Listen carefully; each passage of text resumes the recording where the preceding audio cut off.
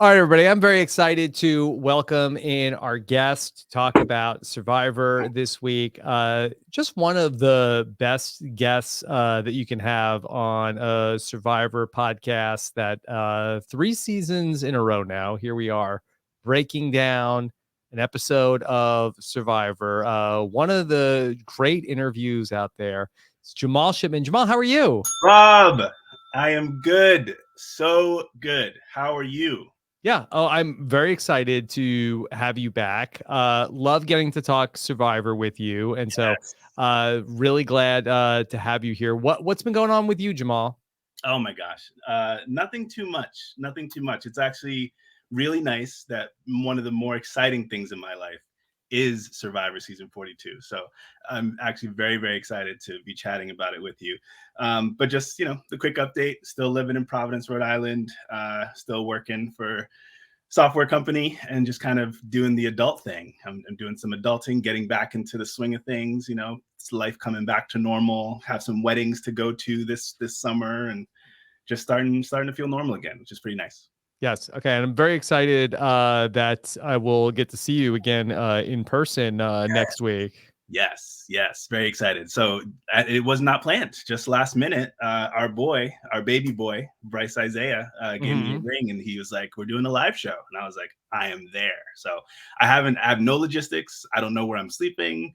I don't know where I'm like gonna work during the day, but I'm gonna figure it out because I'm gonna be here for the live show and the That's kickoff. what us survivors do, Jamal. We That's figure what it we out. do. That's what we do. Yes, absolutely. That's what we do. Very excited to talk about the game with you here this week. That this was, I thought it worked out to be like a really, in terms of the timing, like a really great week to have you on to talk about everything that's been going on, especially with this tribal council. That, of course, the episode was on Wednesday night. Been a wild day out here on these Twitter streets here on Thursday. A lot of reactions to the episode. A lot of people, and I don't want to like put words in your mouth, but a lot of people felt like, okay, this was like really a great episode of Survivor.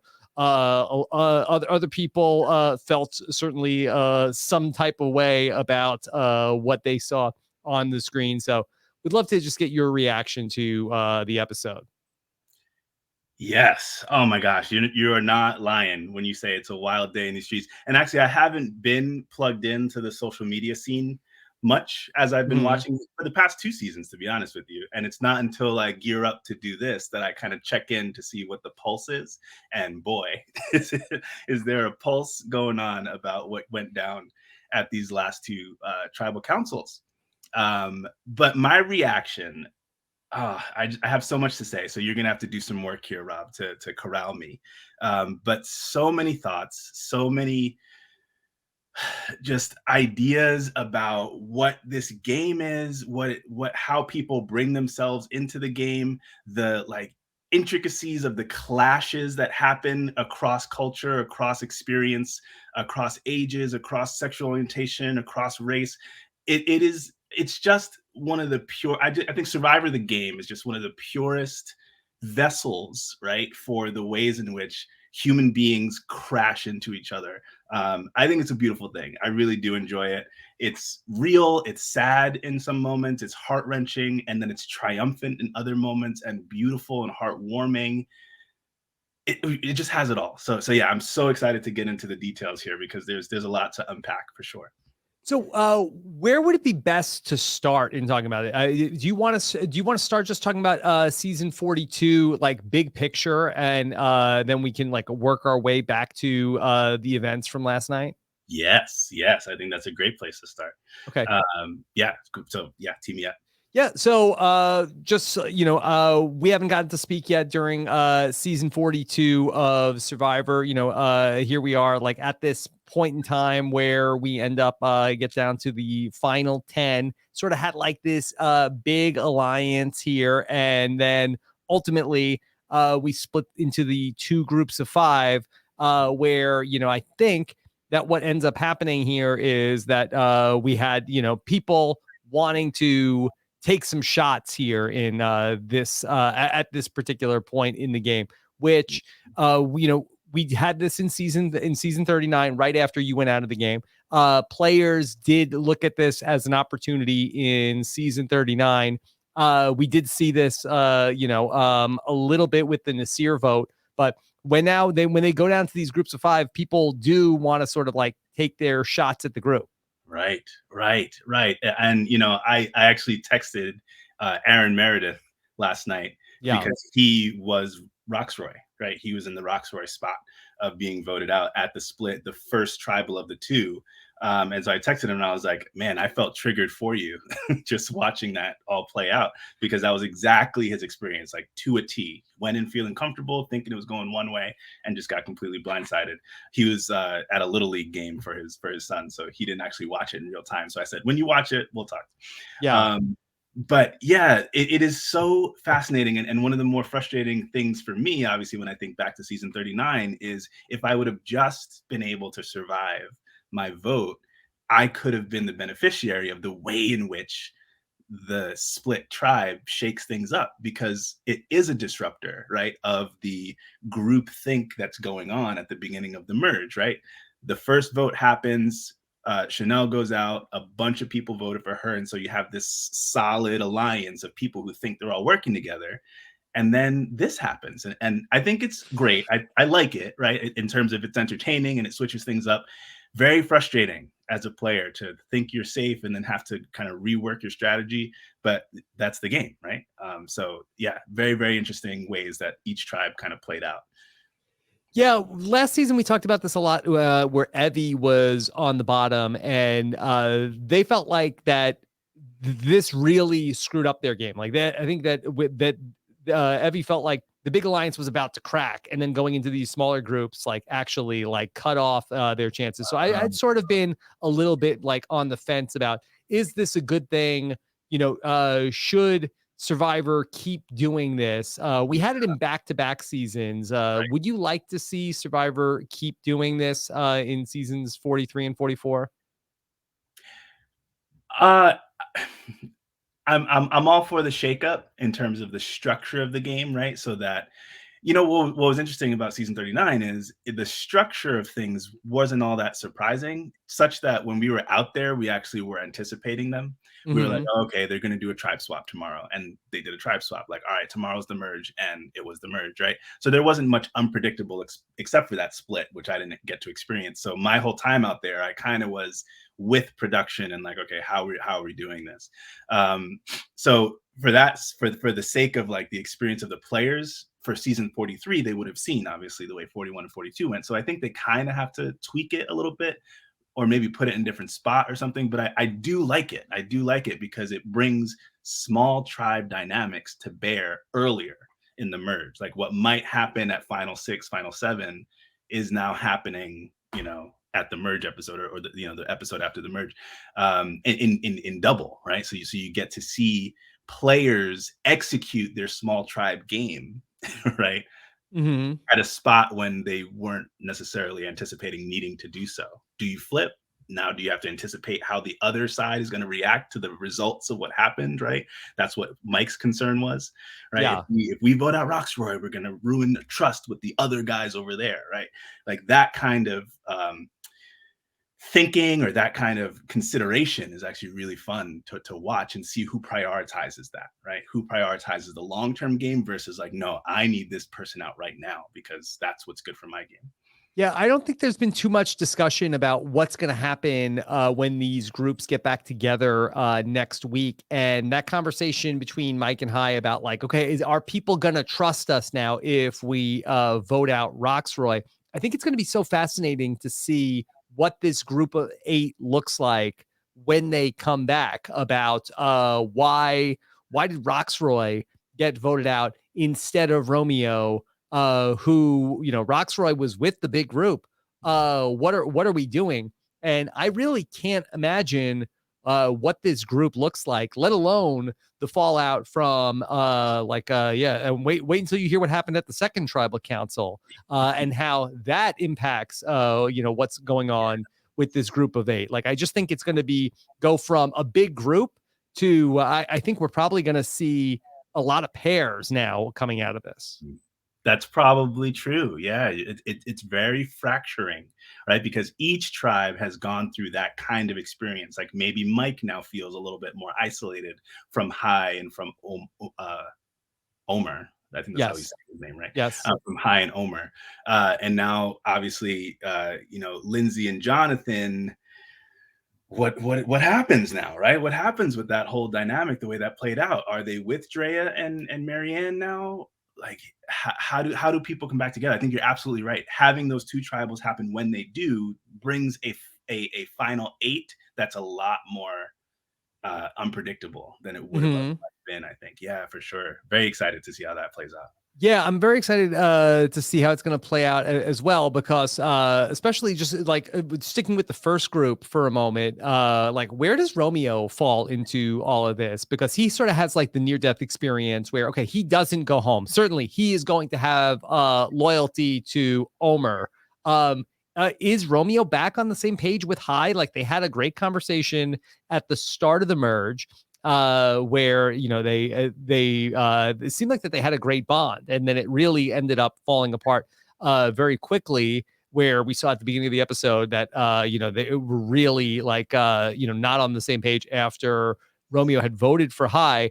But is Omer able to potentially like keep that group together, or I mean, do we see maybe where if Drea is now looking for allies, could she and Romeo as the only two Ika tribe members left, could they potentially reunite now that Roxroy is out of the game?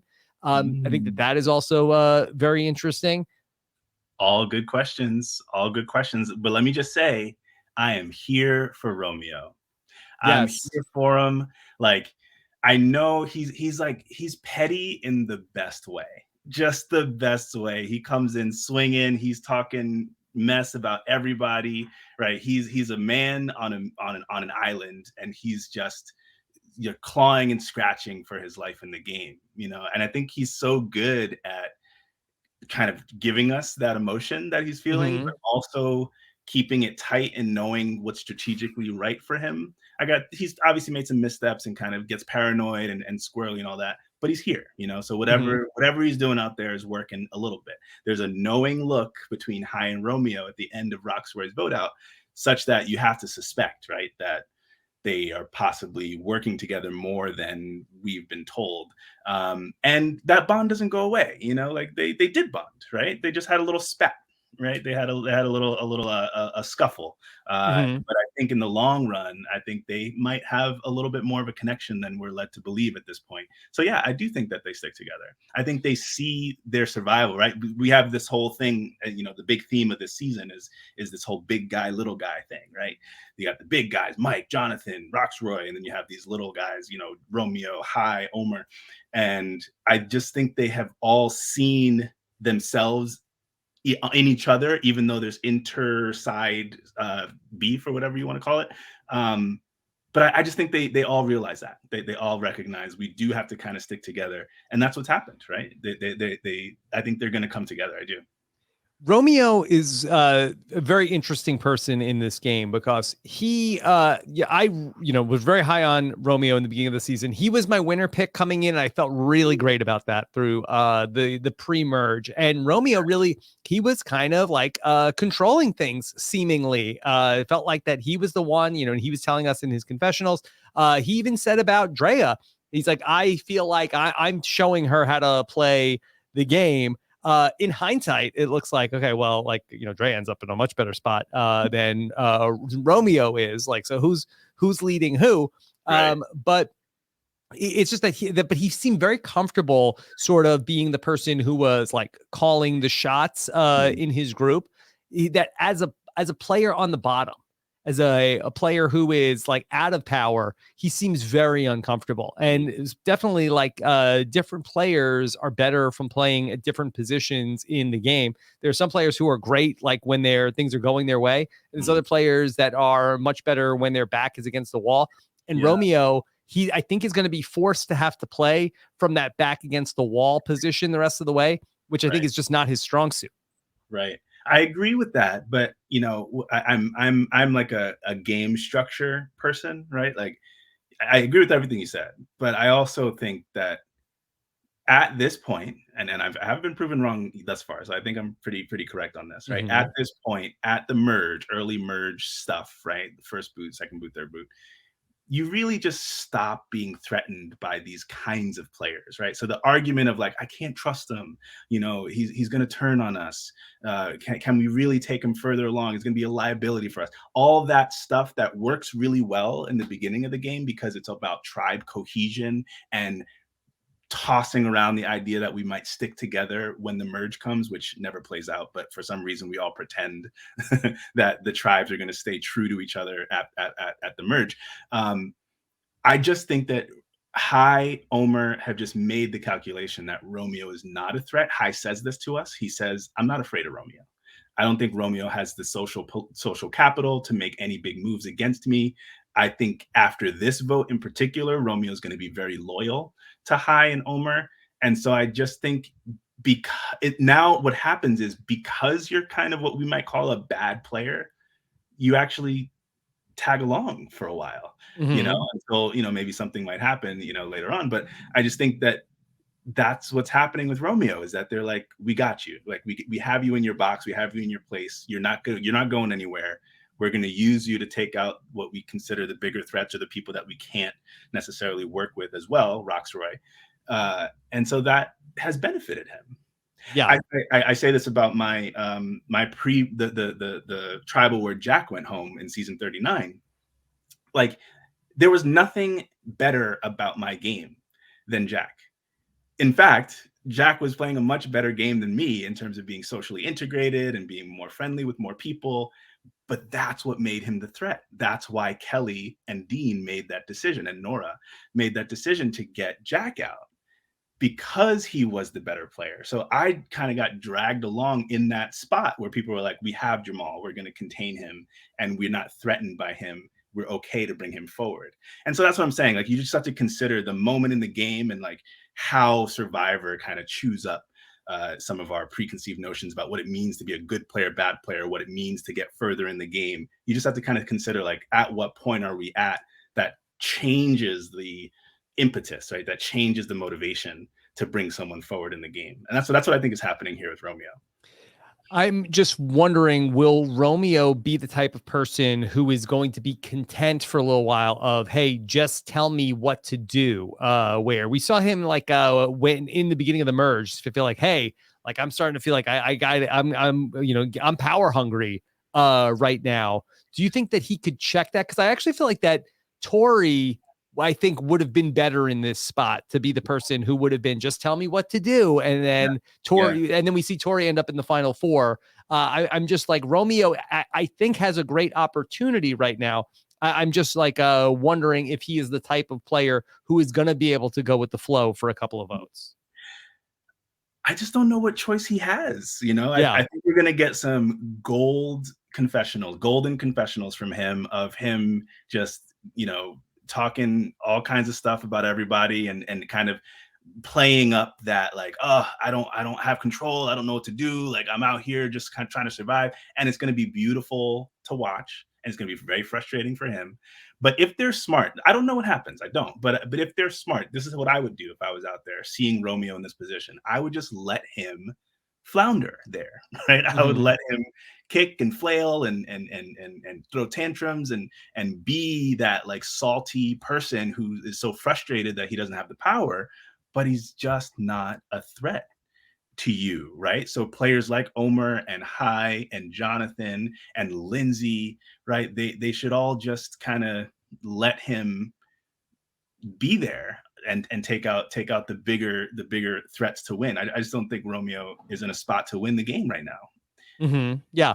and I that we think can that pass that. yeah, I agree. I think that he is like really has his work cut out for him. I think even if he gets to the end, I think it's going to be unless he really just like pulls something that we're not seeing out, it'll be hard to see how he like wins a jury vote also, even if he does get to the end.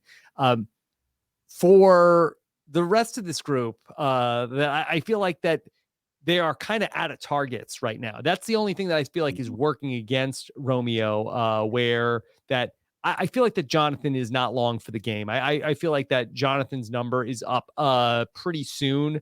The only Right. thing that I could see working against Romeo is, say Jonathan wins immunity next week, and then it's like, okay, well, it was going to be Jonathan tonight, but we don't have another target to go for, so I'm sorry, Romeo, it's going to be you. Yeah, that is certainly a possibility, unless we're still in this weird space of like, find the challenges or the advantages, excuse me, and let's root them out and try to blindside them. Who still has the idol? So really, and the advantages have really consolidated. So after Yeah, last night, we have the Mike has an idol. Mike has the idol. Okay. Mike has the idol. Drea still has the knowledge is power. Yeah, and Drea still has an extra vote. Yeah, Maryanne still has an extra vote. yeah. And then there's the amulet. And I Amulet. think and Yeah. I think that amulet is a big deal. I didn't think it would be, but I'm you And know who are the three? Who are the three with the amulet? Drea, it's Lindsay, and it's High. Okay, Trey, Lindsay, High. Yeah. Yeah. So about now, this is okay. Perfect. This is exactly what I'm saying. About now, I think it goes this route. I'm hoping it does. Right. Okay. I'm hoping we're done with Romeo being a threat. I actually hope Jonathan hangs on because, and I know what you and Stephen were talking about, but I really do feel like this episode knocked him down some pegs for all the reasons that we watched, and eventually we'll get into all that. But I do think that the move now is the amulet group making a decision. Do we use it to be, what is the first aspect? It's only an extra vote. It's not really that Do we great. use it for an extra vote, which Drea already has one. So Mm-hmm. what is the impetus for her to use her extra vote, right? Right. Now, does she like try to target Lindsay or High to turn her amulet into a steal a vote? Is that what Steal it is? vote, right. Right. And then after that, it becomes an idol. So yeah, I think this is like the entrance of the advantages here into the gameplay and decision making. I'm hoping this is what I want to play. Yeah. Yeah. I don't know if this is a hot take, but in terms of like the person who spicy take already, a little spicy. Okay. I think the person who might be targeted next, I think, is one of the advantage people. And I think it could be High. Really? Okay. I don't see it. High is I don't have winner picks, but I'm a fan, and yes. I want him to. And he's played a really great game. Great game. But what I think that looks like is that does he end up taking more of the blame for Roxroy getting voted out? And could we see Drea potentially, voting with Mike? And I feel like that Drea and Lindsay, even though Lindsay was part of the plot to take Drea out of the game, I feel like that there's a relationship there where we saw in the first part of the episode where Lindsay seemed to be the person who like understood the tribe dynamics a lot better. She was going to, if they got to a vote, it was going to be Jonathan, Maryanne, and Tori voting for Drea. Yeah. And Lindsay wanted to vote with Drea against Tori, which was going to be sort of like the backup plan. And then they also have the amulet connection. I could see potentially a shot against High. And not to do, I don't like to get too much into the promo. But Drea is saying something about like I forget exactly what she says, but she says something about like he has to go or something like that. I'm wondering, could the he be High? Could the he be High? That should be the title of this podcast. I don't know about that. And here's something that I've been trying to figure out. Jeff only read 4 votes, which means to me, and correct me if you know better, that there were 4 votes against Roxroy. Yes. Right? Everyone did it. Everyone pulled the trigger. There wasn't a dramatic 2-3 split. If there was, Jeff would have read it. Right. Because Jeff is not going to pass up a 2-2 with the 5th vote being the suspenseful deciding vote, right? Mm-hmm. So doesn't that mean that some connection just happened between Mike, not Mike, Mike, between Mike and Hai and Romeo and Omer? There's something there that they all agreed to do it this way. Hmm. You know, like they didn't leave Mike out. Hai brought Mike in. He Yeah. wanted his blessing. You know what I'm saying? So I just think there's some relationships there that might endure into this next set of Hmm. of tribal councils. Yeah.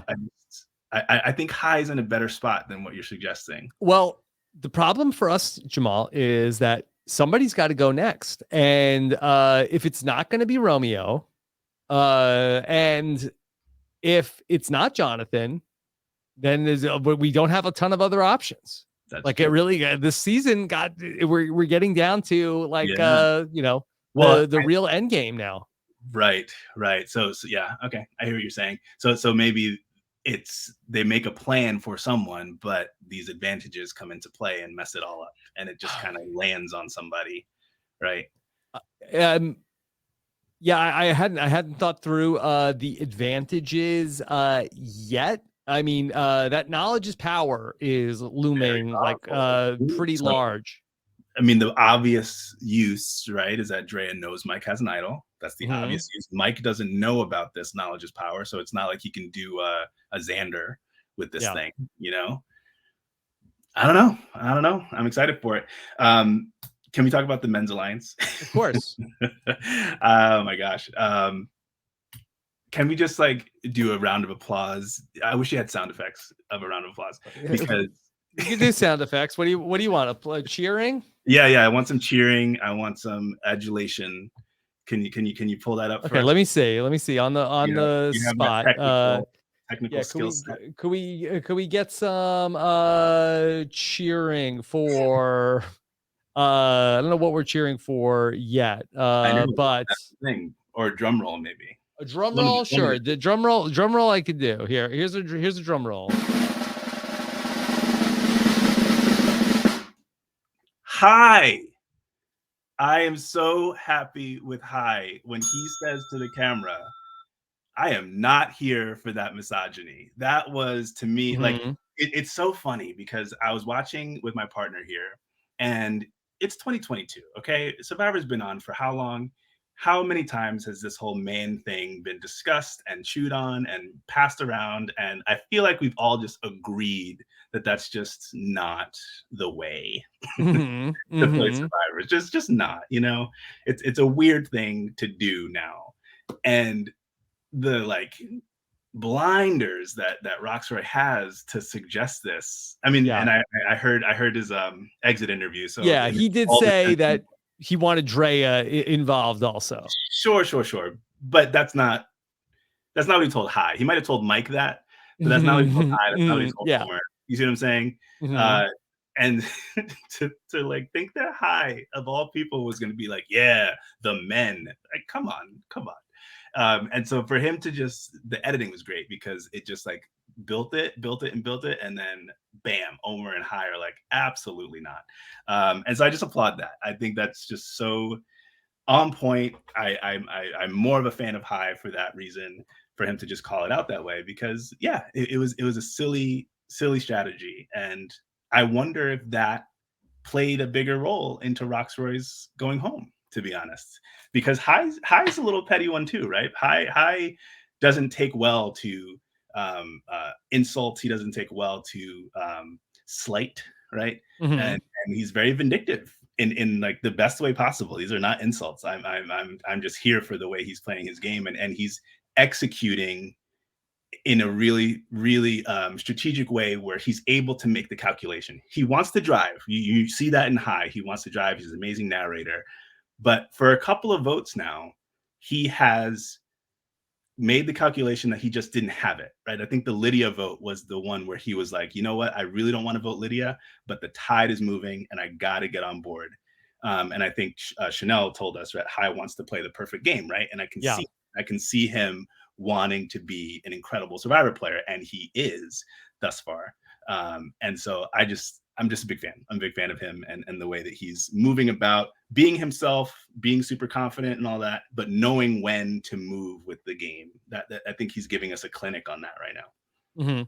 So when you said that led to part of Roxroy going out, would you say that that was really from Omer's perspective, that he sort of like crafted a narrative of like, but if we did this, like, I know, look, I know you don't like Romeo. I know you don't want to work with Romeo, but that what wouldn't it be great if Roxroy, who wants to do this thing, that like, what wouldn't this be, what a great story this would be if we flipped it on him, got him out here. Yeah, I mean, I don't see any evidence for that being the motivation. It played out that way, and I think he's Mm-hmm. pretty chuffed with himself to have controlled the vote that way, and that's great. I think more the motivation was what he told us, which is to say he feels like he could work with the loyal people, Romeo, and just feels very stonewalled or up against a brick wall with Roxroy.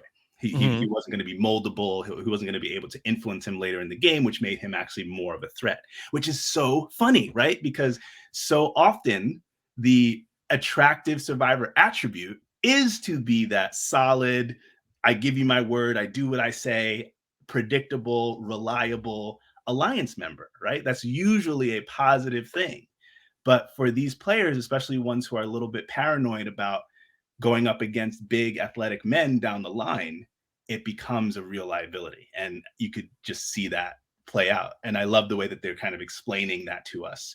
And we're getting real insight into their reasoning. That to me is the beauty of watching people make these decisions, because one thing could be good for one person, another thing could be, and it could be a liability for another person. And so you're just playing the game out there with the people you're out there with, right? Like, I know people like to make up the rules, and this is how you do it, and this is a bad move, and this is a good move, and all of that. But there's so much more about this game that is just a flip of a coin in terms of what's going to work. And if you're just with the right people and tell the right people the right thing. Jamal, do you think that Omer has a number one? Good question. I don't know.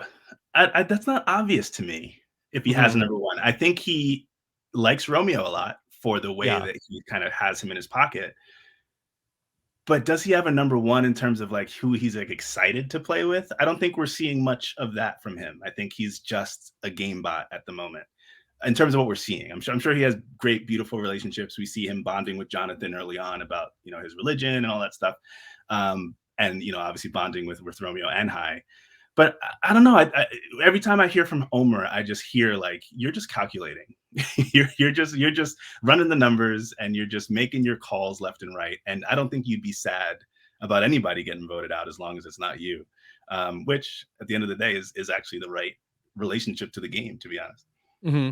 Yeah, I think that Omer has been making like really great moves, but his strength has been, having all of these players that are, at the bottom that he sort of like can call on at any moment. The only thing for Omer is that he's running out of these players. Like he still has Romeo, and you would think he has a good connection to Maryanne, but we've seen Chanel go out, we've seen Tori go out, so we're down to 8.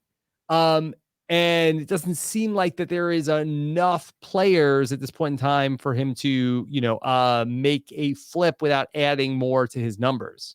That's true, but we're seeing him orchestrate the tribal votes. Like Mm-hmm.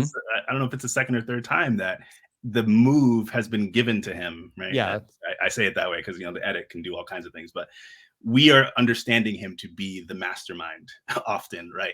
Of these votes, kind of, we're seeing his deception, right? We're seeing him say one thing to someone and then another thing to us as the audience.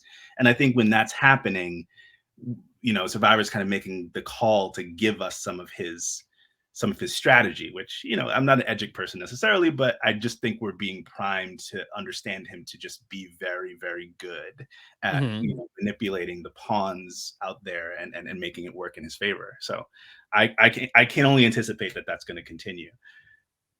But what do you think his move is? Like, okay, so he has like some pieces.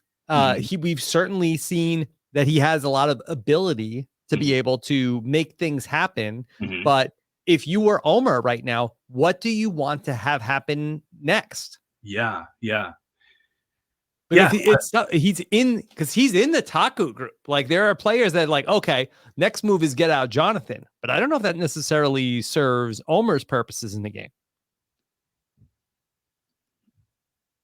That's a good call. I don't know that I've thought through what his motivation would be, um, because he made the move, right? His move was Roxroy, and that was great. I just think, like I said, I think he's in tie with Romeo, he's in tie with High. I think Mike might be expendable to him, but Mike is floundering now because Mm-hmm. now Mike is on the hook for exactly what he knew he was going to be on the hook for, right? Now people are going to question Mike's loyalty because he gave Roxroy his word, and now he's shown to be a backstabber. And maybe Omar just leverages that and galvanizes everyone against Mike. I don't know. I think Omar can just move through the rest of these Yeah. people, because he's just in that spot. He's just in that spot. That's what it Well, feels like to me. yeah, I think I would agree on Mike being the person I think you would want to target next if you're Omer, because I think that for if you are Omer and you take out Mike, I think Mike is sort of like the bridge to like some other options for Jonathan. And so I think if you're Omer, I think you want to keep my bottom people and my Taku people. I think you want to keep as many of them in the game as possible. And Mike is sort of like, okay, if you take Mike out, Mike was sort of like bridge to High also. And that was like a final three that was talked about. Like, are Jonathan and High on, very good terms without Mike also being in the middle? I think that's probably the person, if you're Omer, I think you want to target the most. Yeah, yeah. I mean, and in the spirit of making the transition, I don't know that the power center is going to be him. I think he'll be able to move with it, but I think now the power center is Drea and Maryanne. Mm-hmm. I just think they pulled that move. They are they're another pair that I think are gonna maybe hopefully, and if I can hope for something, hopefully gonna work together, right, and move through the game in a tight Which pair, Jamal? group. Drea and Maryanne. Yeah. Yeah. Um, Well, coming out of that tribal council, yeah, that's going to be really interesting to see what's going to happen next. Because for Dre and Marion, they really had not been working together. They had some friction even a couple of weeks ago, even though they had been to Shipwheel Island, even though they were both the idol people. Um, but I think that there must be now like a lot of pressure on them because now, even if they are not working together. Now, I think that there are going to be a lot of players in the game who now are going to assume that they are working together. And I think that speaks to a lot of what Drea and Maryanne were talking about at the tribal council. Right, right. But here's the thing, and this is exactly why Survivor is so cool, how it evolves. Yes, you would think classic Survivor rule, pairs, duos are targets. You want to split them up because they're too powerful together. But I will say, I don't see High, Romeo, and Omer being threatened by Maryanne and Drea's bond that they expressed to us during the tribal. I think Mm-hmm. they're on board. We'll see. I don't know how it plays out, but I just think that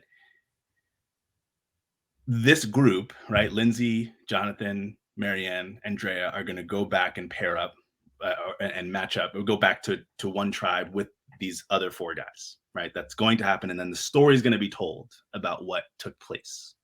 And I just don't think that the telling of that story is going to trigger most of the rest of the tribe to turn on Maryanne and Drea. I just think they're going to be on board with that and move through the rest of the group. If it's not Jonathan, maybe Lindsay, right? If not Lindsay, maybe Mike, right? I think that hopefully that becomes the power center is kind of my prediction now as I'm talking this through with you.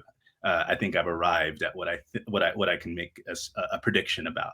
I think Okay, so that's the you feel bonding. like So coming out of the tribal council, Drea and Maryanne have like a little bit of a new understanding, and they are looking to the three people who came together to vote out Roxroy.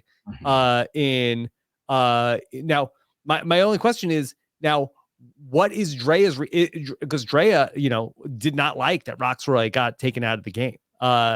Like that she like had this been like a everybody been together, I think she would have wanted a heads up about what was going to happen with Roxroy. Yeah. So is she is she in any way want retribution for, hey, who was responsible for taking out my ally in Roxroy?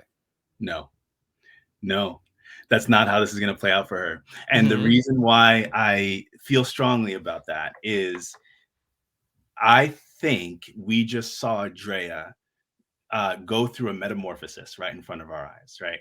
Um, I wrote down some of her key phrases, right, as she was processing. You could see her process, right? And Sure. I really like Drea. You could see it all over her face. She's just completely like calculating like what just happened here. And she says things like, go back to the drawing board. She says things like, where do I fit in? She says things like, I'm experiencing a reset, right? What else did she say? She said she's gonna play the game strategically how it should be played, right? So she's giving us all this language that says to me she's in a new headspace about the game for herself. I don't think she's vengeful. You know what I'm Mm-hmm. saying? I don't think she's Yeah. gonna play that game. I think she went through it. She felt some kind of way about it. I don't even know that it was about Roxroy the person for her, right? As she was going through her realization, I think it was just about the image, right? And being shown to be complicit in this pattern that she has observed, which is what she told us, right? I'm just listening to her. This is not even me doing too much analysis, right? She told us like she notices that there are a few instances now in Survivor history where it's boom, boom, boom. She said it literally. All the black players at some point get taken out, and because that got like raised to the surface for her, right? She decided to take a different tact with how she was playing the game and reassess who she trusts in the game.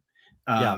I don't know what the result of that is going to be. I just laid out what I hope it is, but I don't think it's going to be who took out Roxroy. Now I'm angry at you. I'm going to go try to vote you out, because that would mean her getting with Jonathan Mm-hmm. and Lindsay and Mike and trying to vote out High and that crew. And I just don't see that being all that motivating for Drea. Yeah. Because in addition to like, well, trying to figure out like, okay, well, who took out Roxroy, and this was something we didn't really get to see in the episode because there was a lot going on. And I got into it a little bit with Tori in her exit interview. Like, did it become abundantly clear to Drea that also the people that were at her tribal council, not only was she concerned, hey, I don't want to be the third black player sitting on the jury, but Yeah. what did she have the realization, oh, they are trying to put me as the third person, like there's not just a chance, like this was the plan here tonight to do that. And that right there, Rob, is what is so frustrating about the conversation about this whole thing about race and is she using the race card and she's like reading into it and she's calling her tribes racist and all that stuff. At the end of the day, she was right. Yeah. She was right. Right. So it's not like, oh, you're just being paranoid and blah, blah, blah. Like, not that she was right that they were trying to get her out because she's black. That's not what I'm saying. But she Right. was right that she was the target. And she was right to be fearful that she was going to be the third brown person on the jury. That she was correct about. Yeah. Right. And so when people say, like, oh, just let them play the game, let's not bring race into it, like they're just, bringing in things of the world that shouldn't be part of Survivor.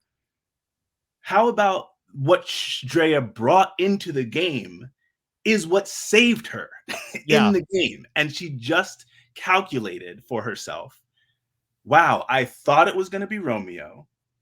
it was Roxroy, I kind of see myself having been working with Roxroy, because Roxroy told us that he is actually working with Drea.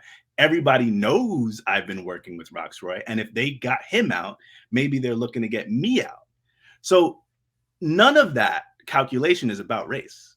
That's just game, Mm-hmm. right? And this has been my point with you from last season too. Is race just becomes another factor, right? It just becomes another item that gets chewed up by the mechanics of Survivor. You know what I mean? So, like, what is the difference necessarily, right? Between Drea being like, wow, I see an ally member over there who happens to be Black like me, versus somebody who is like, oh, I'm in a guys alliance and now I see that they're going for the big guys. Or they took out Maryanne with an idol. I have an idol. Now I'm paranoid that they might be coming for me, right? It's just a similarity that you see people getting voted out and you see yourself in that same category and you get paranoid, because that's what Survivor is, right? So Mm-hmm. so it's not like, oh, race shouldn't be in the game. It's race is one of many things that gets used in the game to make certain decisions, because the people in the game bring their full selves to the game, right? And that's how I see it in terms of how Drea was kind of processing what was going on for her. And I just think that the most vindicating thing about the whole thing is that she was correct and it Yeah. worked, and she's still there. You see? Of course, she was correct, and also like that group also was like in the way of having like Maryanne be the person who was like, okay, and we're gonna tell Drea we're voting for Maryanne. Like it was also being set up where like had Drea like had the presence of mind to play her idol in the original plan, Maryanne would have been the person to go home. And Lindsay, had the presence of mind to say, like, hold on a second, like let's change this. What are we doing here? We're putting, Maryanne into a dangerous position here Mhm. where, like had it gone with Jonathan's original plan, Drea plays her idol, and Maryanne could have been the third Black player on the jury. Yeah, but see, this is this is why Jonathan is hilarious this episode. First of all, hilarious moment. I don't know if you like it really behooves everyone who watches Survivor to just go ahead and watch every episode twice, because Mm-hmm. you get so much more context for what you already know happens when you rewatch those conversations. So when I went back and watched Jonathan try to do his whole thing where he's like telling Maryanne that she's going to be the decoy vote, but we're actually voting for Drea, and then trying to like pull everybody into this plan. And then Lindsay just says like, okay, so Drea plays her idol. Now what? We lose Maryanne, who has an idol and a vote, an extra vote. And now what do we do? And there's Mm-hmm. this beat, right? And then Jonathan is like, let's think about that. Yeah, no, we did it. We're ahead of you. Yeah, Yeah, we. let's think about that. That's an interesting theory you have there, Lindsay. But that's not how it would have played out, though, right? Because now if we continue to think it through, Drea plays her idol. Mm-hmm. Maryanne knows she's the decoy vote. Mm-hmm. Maryanne plays her idol, right? Like what ended up happening would have happened Yes. if Jonathan's plan was carried through, because of course Drea was going to sniff that out. I think. I think Drea was going to play that idol. I think she wasn't sure, and then Roxroy kind of tipped her over, and I just think she would have played it. Maryanne would have seen her play it, felt vulnerable, because is she really going to trust that now that Drea plays it, Jonathan and Lindsay are going to vote Tori now and not vote her, but they're idol hunting in terms of they're hunting the people with idols. You know what I'm saying? Mm-hmm. I just think that Maryanne's paranoia would have gotten the best of her too, and her idol would have been played. So yeah, Lindsay was 100% correct to challenge this cockamamie plan that Jonathan was hashing for himself. Mm-hmm. Yeah. And the fact that, he used like for, everybody like, hey, well, we're going after blank because they have an idol. Like, not a great idea to say that to people who have idols. Yes, not a good idea. And he said it to both of them, which I Says to think both is of them. just really, really silly. So, you know, I want to take a step back though, because I love Jonathan. I have been a huge fan of Jonathan. I think he is a incredible athlete, an amazing beast of a challenge competitor, and a really, really nice person. Really, really nice person. Surprisingly so, right? Because I think we all had our assumptions about what the big, strong man is going to be like out Hmm. there. And just to be sympathetic for a second, it is very easy to edit a man on a tribe with all women the way that he was edited. I believe that he was doing what we saw. I believe that he was being a little pushy, a little bit, forceful with his plan, and it wasn't thought all the way through. I think all that stuff happened, but I think that like Jonathan hate is a little bit much because I don't think that's who he is. I think he was just a genuinely kind of dense survivor strategist who Hmm. just got caught trying to do too much for what he was capable of thinking through. Sure. Yeah. I mean, I think that for the moments back at camp, on an episode when Roxroy is talking about, hey, let's go with the all men's alliance, I think it sort of gets lumped into that. I think that really where Jonathan ends up getting a lot more of the, heated, criticism comes, I think, from when he's at the tribal council Yeah. and accuses Drea of being, aggressive. Mhm. I think that she asked, like, if you think like I forget it, and I don't want to get it wrong, but I think she asked about do you think I'm being aggressive? And he says, yeah, you Yeah. are being aggressive. Yeah. She And says, I think, don't good. make it seem like I'm being aggressive. That's how Right, she, right, and then he right. says, you are being aggressive. Yeah, exactly. Yeah, and I think that that's where that he lost a lot of his fans in that moment. Mhm, mhm. And that makes complete sense. So let me do a PSA right now. We're going to cancel something, Rob, you and I together. Okay. Okay. So as of April 28th, Yes. 2022, we are canceling the act of calling Black women aggressive. Okay. It's finished. It's done. It's over. Sorry, We it's can't do it anymore. canceled. Yeah. We cannot do it anymore. It doesn't make sense. And look, even if you're not understanding, or you don't think that you mean anything by it, or you just mean that she's being a little bit, forceful with her words, say that, because when you call a Black woman aggressive, you are triggering a huge history of things that you don't understand that you're doing. And if all of that doesn't make any sense to you, just think about clarity. Okay. If you want to be clear about what you're trying to express, just say that this woman is being spirited, or this woman is being passionate about what she's talking about. But to call a Black woman aggressive is just not the move anymore. It's over. Stop it. Hmm. We're all done with that. Okay. And while I'm at it, can I do another one if you don't mind? Please, please. So we're done calling Black women aggressive. And we're also done with the term race card. All done. April 28th, 2022, the term, or the phrase, you're playing the race card, we're all done with it. Because again, you think you're saying one thing and you're just not. What you're doing is you're missing the point. You're missing the observation that people of color, Black people specifically, are trying to explain, which is to say that I have some observations about how I'm being treated, how people who look like me are being treated, the circumstances that we find ourselves statistically across all kinds of measurements, historical and otherwise, right?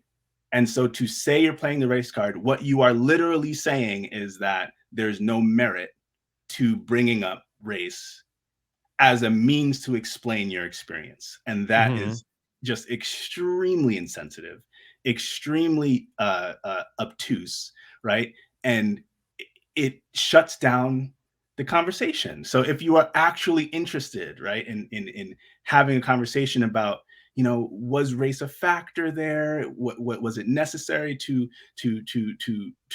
read into someone's motivations or intentions when they said this or that? It's a fine conversation to have.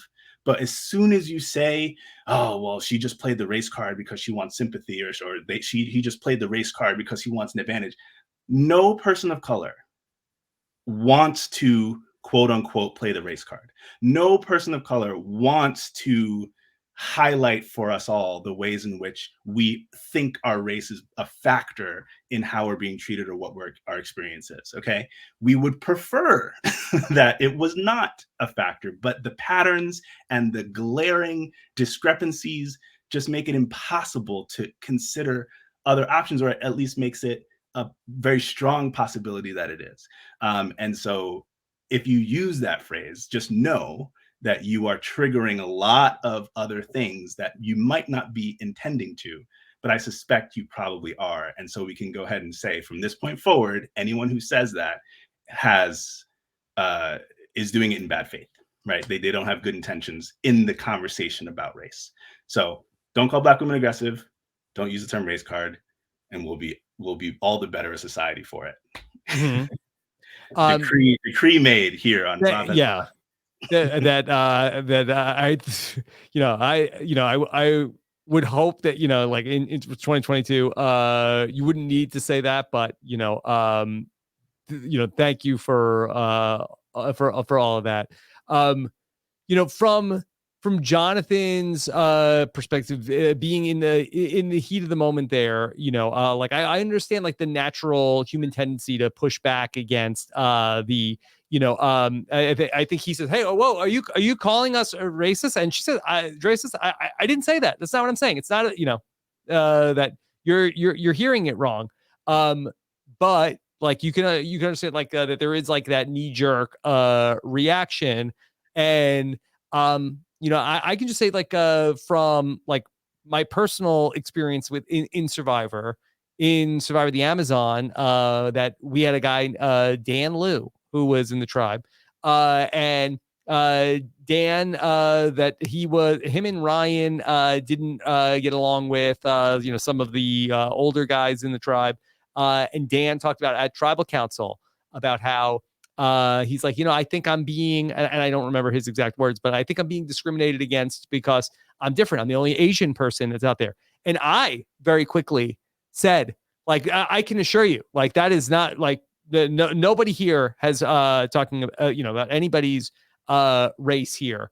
Now look, this is 20 years ago. Like, I like to feel like, I've learned a lot more in that time.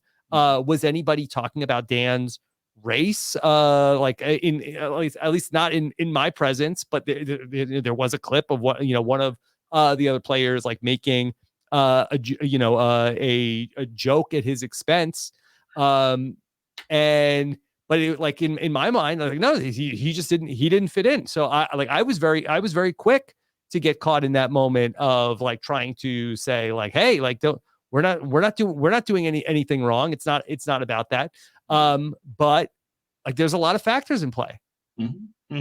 Yeah, for sure. And this is where, for exactly the story that you just told, and for the experience that I saw Jonathan have, right? Let me do some perspective taking. Absolutely, what Jonathan heard was Lindsay and Jonathan were doing things, right? And Tori were doing things in the tribe to make Maryanne and Drea feel as though there was some racial element to the motivations behind their vote, right? Or the guys on the other side, who all happen to be of color, by the way. all 5 men of color on Survivor. Can we celebrate that for a second? Mm-hmm. Also, right, we're doing something nefarious in having some plot to take out all the Black players, right? That's what he heard. But is that what Drea said? No, right? And that's the key for these kinds of conversations, right? Is you have to listen for a second. Like you just have to make sure that you're hearing someone accurately. So we have Jonathan as an example of how he reacted. And I do think that Jonathan channeled a lot of how a lot of people do react when it comes to feeling accused of doing something that they're not doing. And they're very fearful of having people think they're doing, right? Absolutely. We are all very, very afraid of being called racist, sexist, misogynist, xenophobic. We're all fearful of that label. And so our first reaction is to say, oh, no, no, no, no, no, not me, not me. But then you have Lindsay. You have Lindsay who said, you know what, Andrea, you have every right to say and feel the way that you do. Yeah. You are not being aggressive. She literally said that. Thank you, Lindsay, right, for correcting that moment, right? and I empathize. So you have two white people, same experience, very different reactions. So it's possible. Jonathan came at it from his place.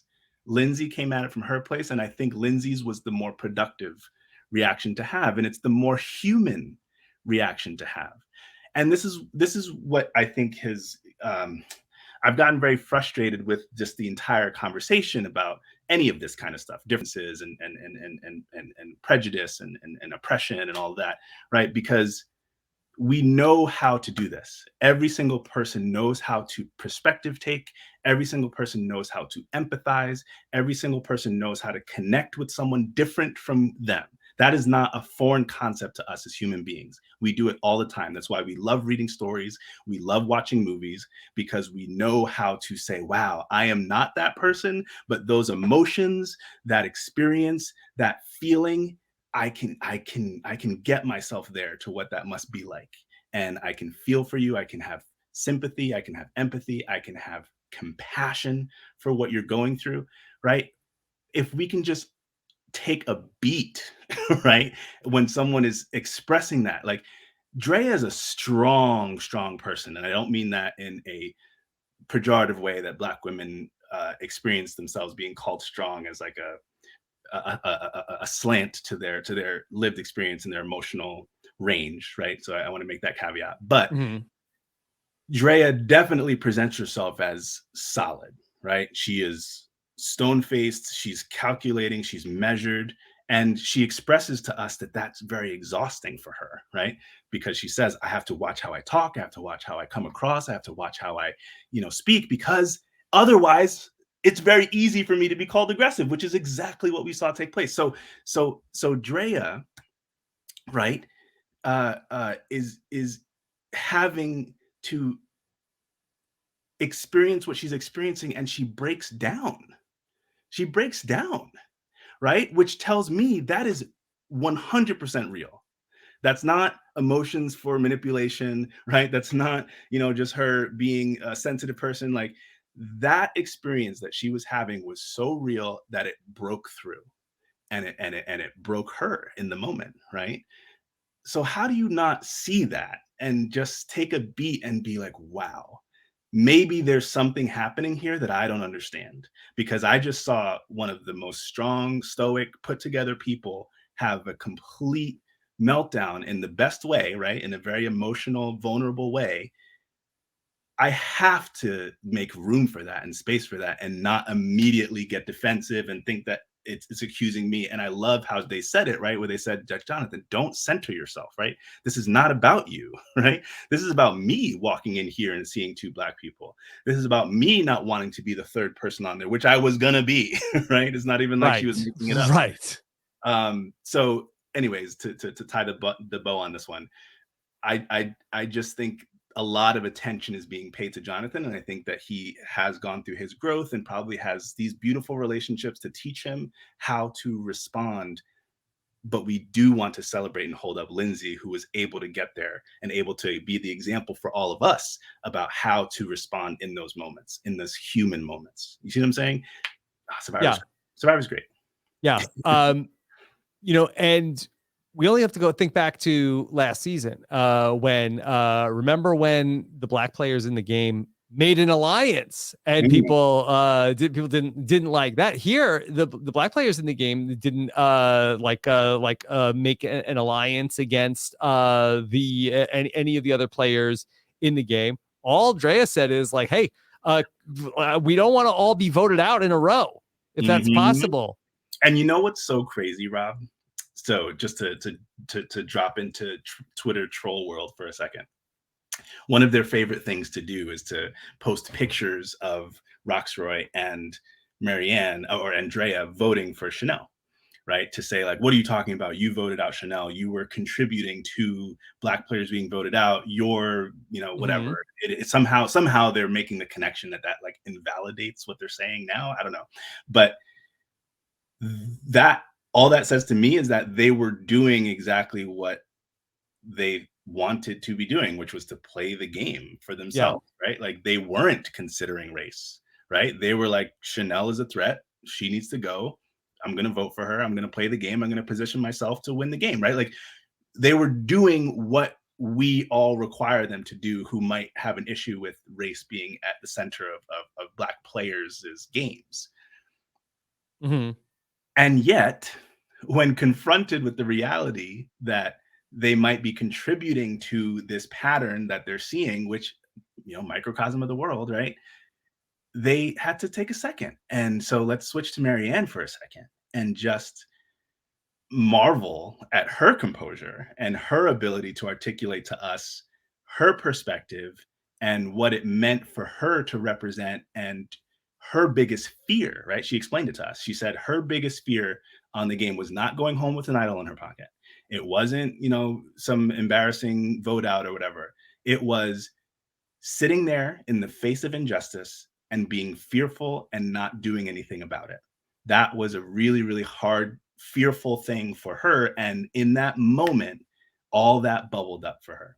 And I'm sure that's something that she might have been thinking about all the way through, but that's when we got clued in to some of the weight that these particular Black players were carrying because of their experience. And I don't know, I just get exasperated because people keep saying this is not Survivor. This is not what the game should be. Like it should go back to blah blah blah. And race has no. But like that's not what Survivor is. Okay, Survivor is watching human beings with all of their complexity, all of their experiences, all of their identities, all of their traumas, right? All of their humor, all of their beauty.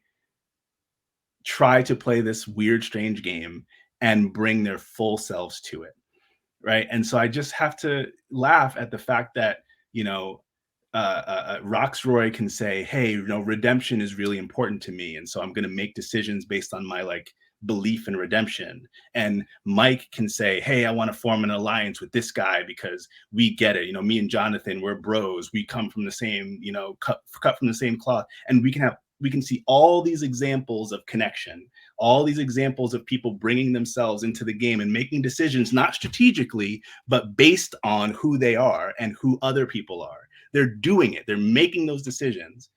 And then all of a sudden, when Black people for whom Blackness is central to their identity do the same thing, they get castigated, they get chastised, they get criticized, right? That makes no sense. And it's just so plain what's really at work here, right? And not to get too political, but we are in this ridiculous moment, right? Where just to even say race, to even say equity and inclusion, just even to even say, Black history is this like buzzword and this like trigger point for some segments of our country. That's what's happening, right? So stop it with that already. Like people can be their full selves in ways that you don't understand, and you can still enjoy the game of Survivor and let them play their game of Survivor, which in this case, and I'll come back to this time and time again, was the right choice for Drea. Like it Mm-hmm. saved her.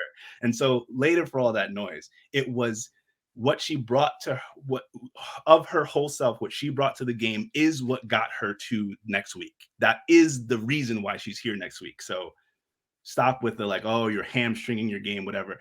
She didn't waste her idol. She played it correctly. Okay. Mm-hmm. So, anyways, I'll get off my soapbox about that. But I just Yeah. feel passionately about it, Yeah, Rob. I mean, it comes through, and it's really just incredible everything that you said. How did you feel about how the show handled it?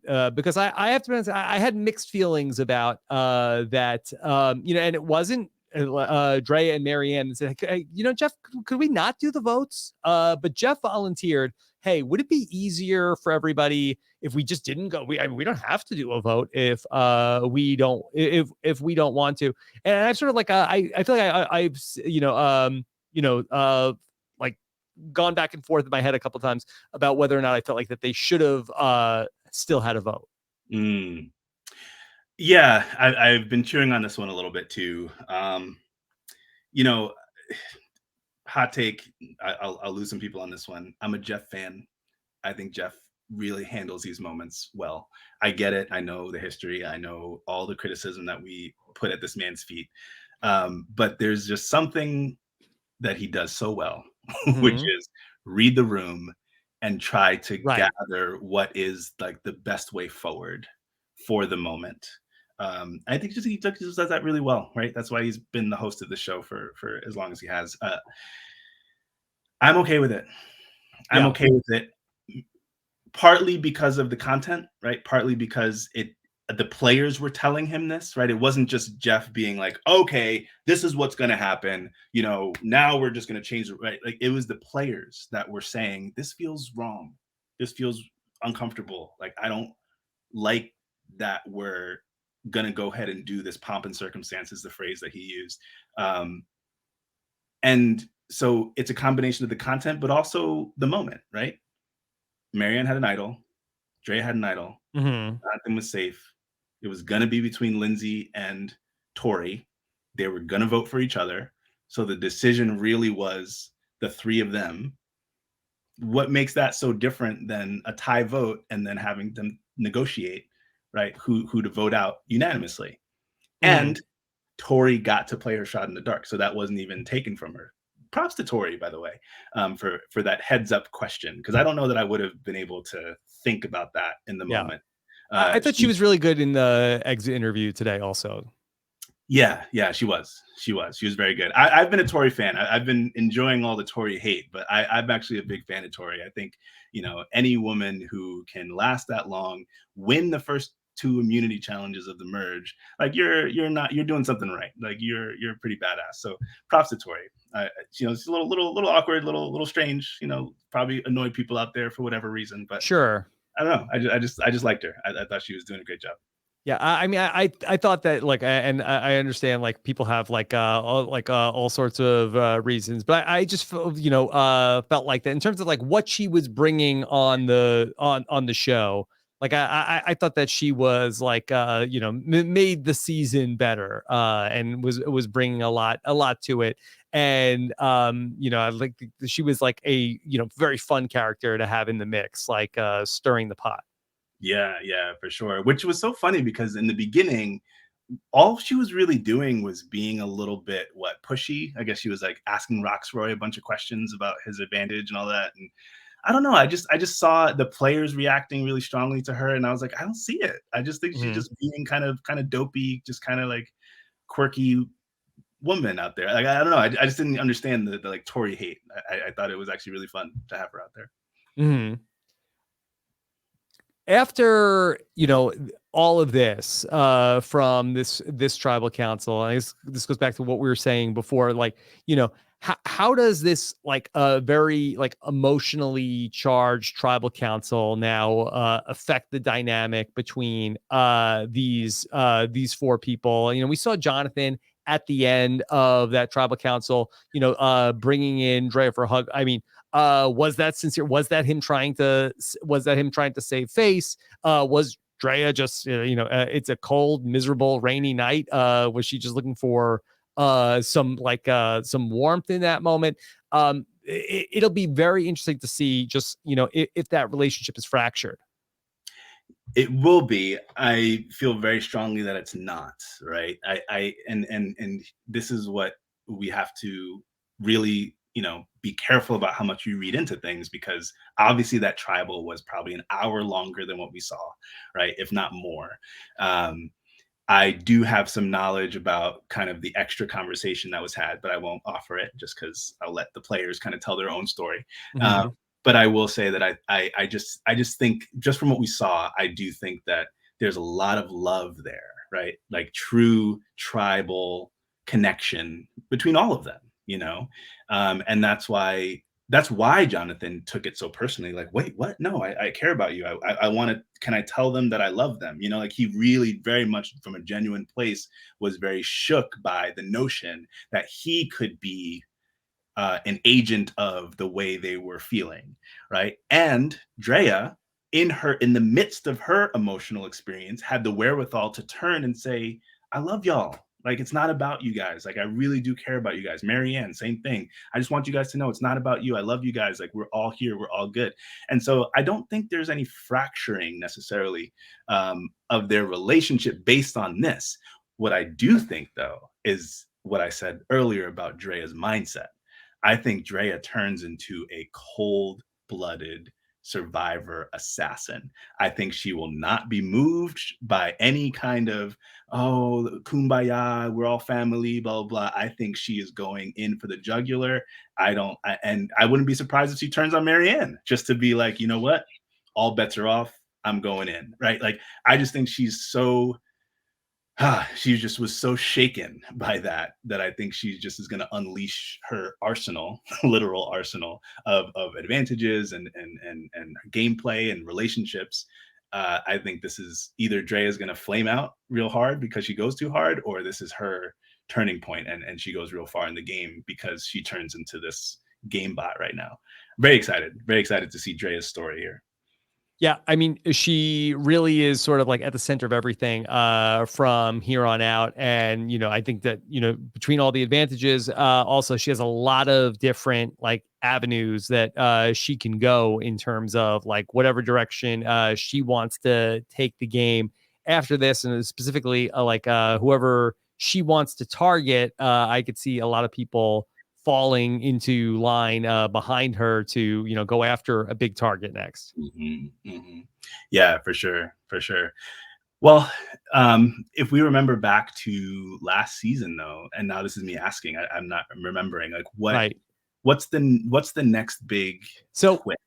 well, like That going back to season 41 as sort of the model where we broke the two tribes up, and what happened after we brought the tribes back together, that's when Shan got voted out. So, big move.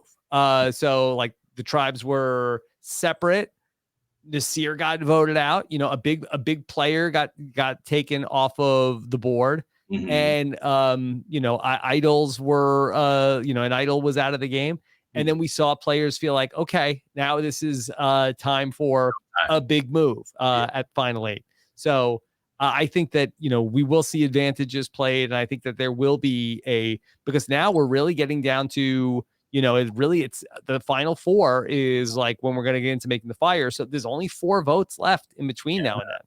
Yeah, you're so right about that. And so who's 4 is going to get there? And you have a Taku 4. Yeah, well, we have some information about who they don't want it to be, right? So Omer is on a mission to not be in a Final Four with Jonathan or Mike, right? He's all about like, nope, I can't win against those guys. So we already know kind of his motivations there. Romeo, he's a loose cannon. Who knows what he's gonna land? But like I said, I think whoever is in control of getting to the Final Four shouldn't feel threatened by Romeo as a player. So yeah, I think this just becomes maybe a bloodbath for the big guys. Maybe it is just a straight Roxroy, Mike, Jonathan vote out here. Yeah, could be interesting. And could we see with a side of the knowledge is power of Mike going out and then not before his idol gets stolen? Yes.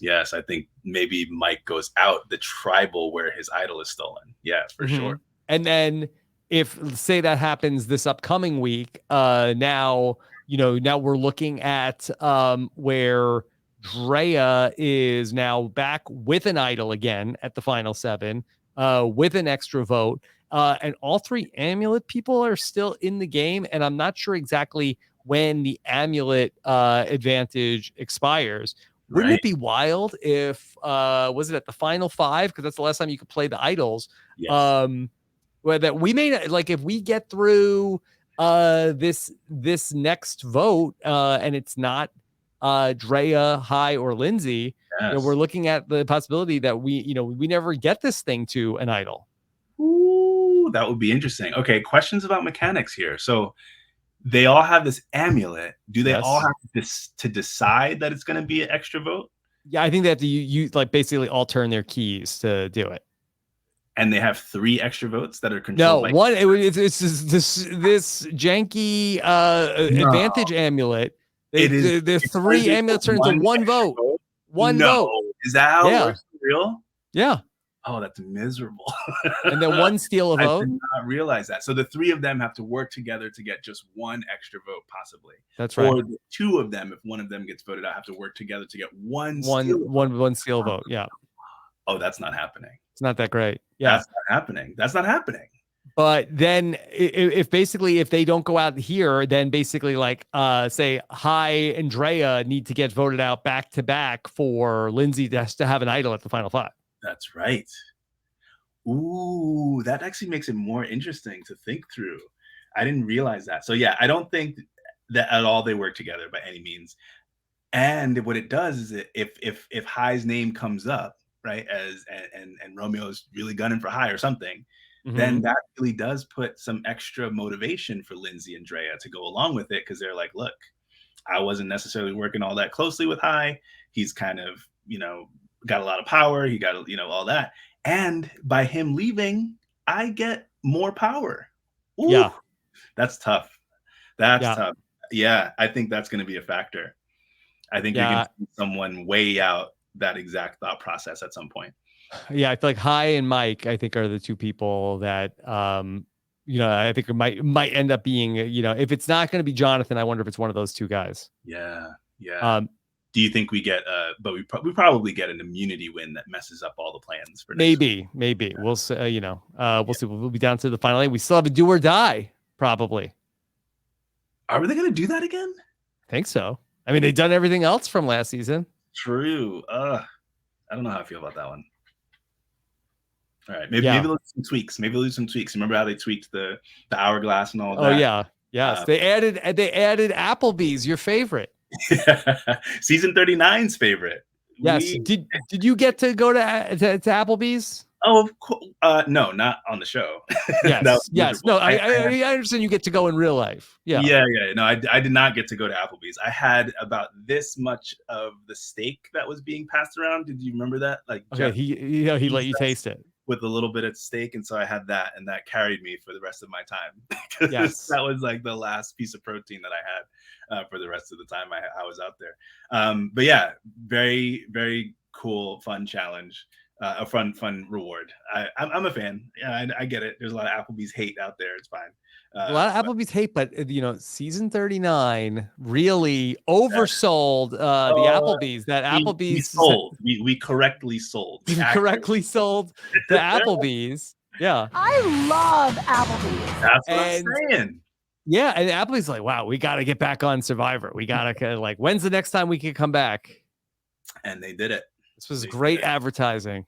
Yeah, it's good. And all these players went to Applebee's. I actually might go tomorrow night. Maybe let's go to Applebee's next week. We're hanging out. We're gonna hang out at Applebee's. Let's go to Applebee's next week. Let's do your live show from Applebee's. From an Applebee's. Okay. I don't know if if they have that kind of room, but look, I'm not like I'm not like a snob or anything like that. Like I would like if my wife said we're taking the kids to Applebee's, I would be thrilled. Okay. So easy on the Applebee's hate then, Yeah. not all of us can afford the Cheesecake Factory. You know what I'm saying? So we have to settle for Applebee's and Olive Garden. Yeah, love the Olive Garden. Yes. It's also a big hit with kids don't like to eat in a lot of restaurants. Is that a big hit with the kids? They love it. They love all these chain restaurants. Complicate their palate. Jamal, I have some questions for you from the listeners. Love this part. Yeah. Listeners. All right. Let's see. Okay. How about from Michael Butler O'Rear Jr.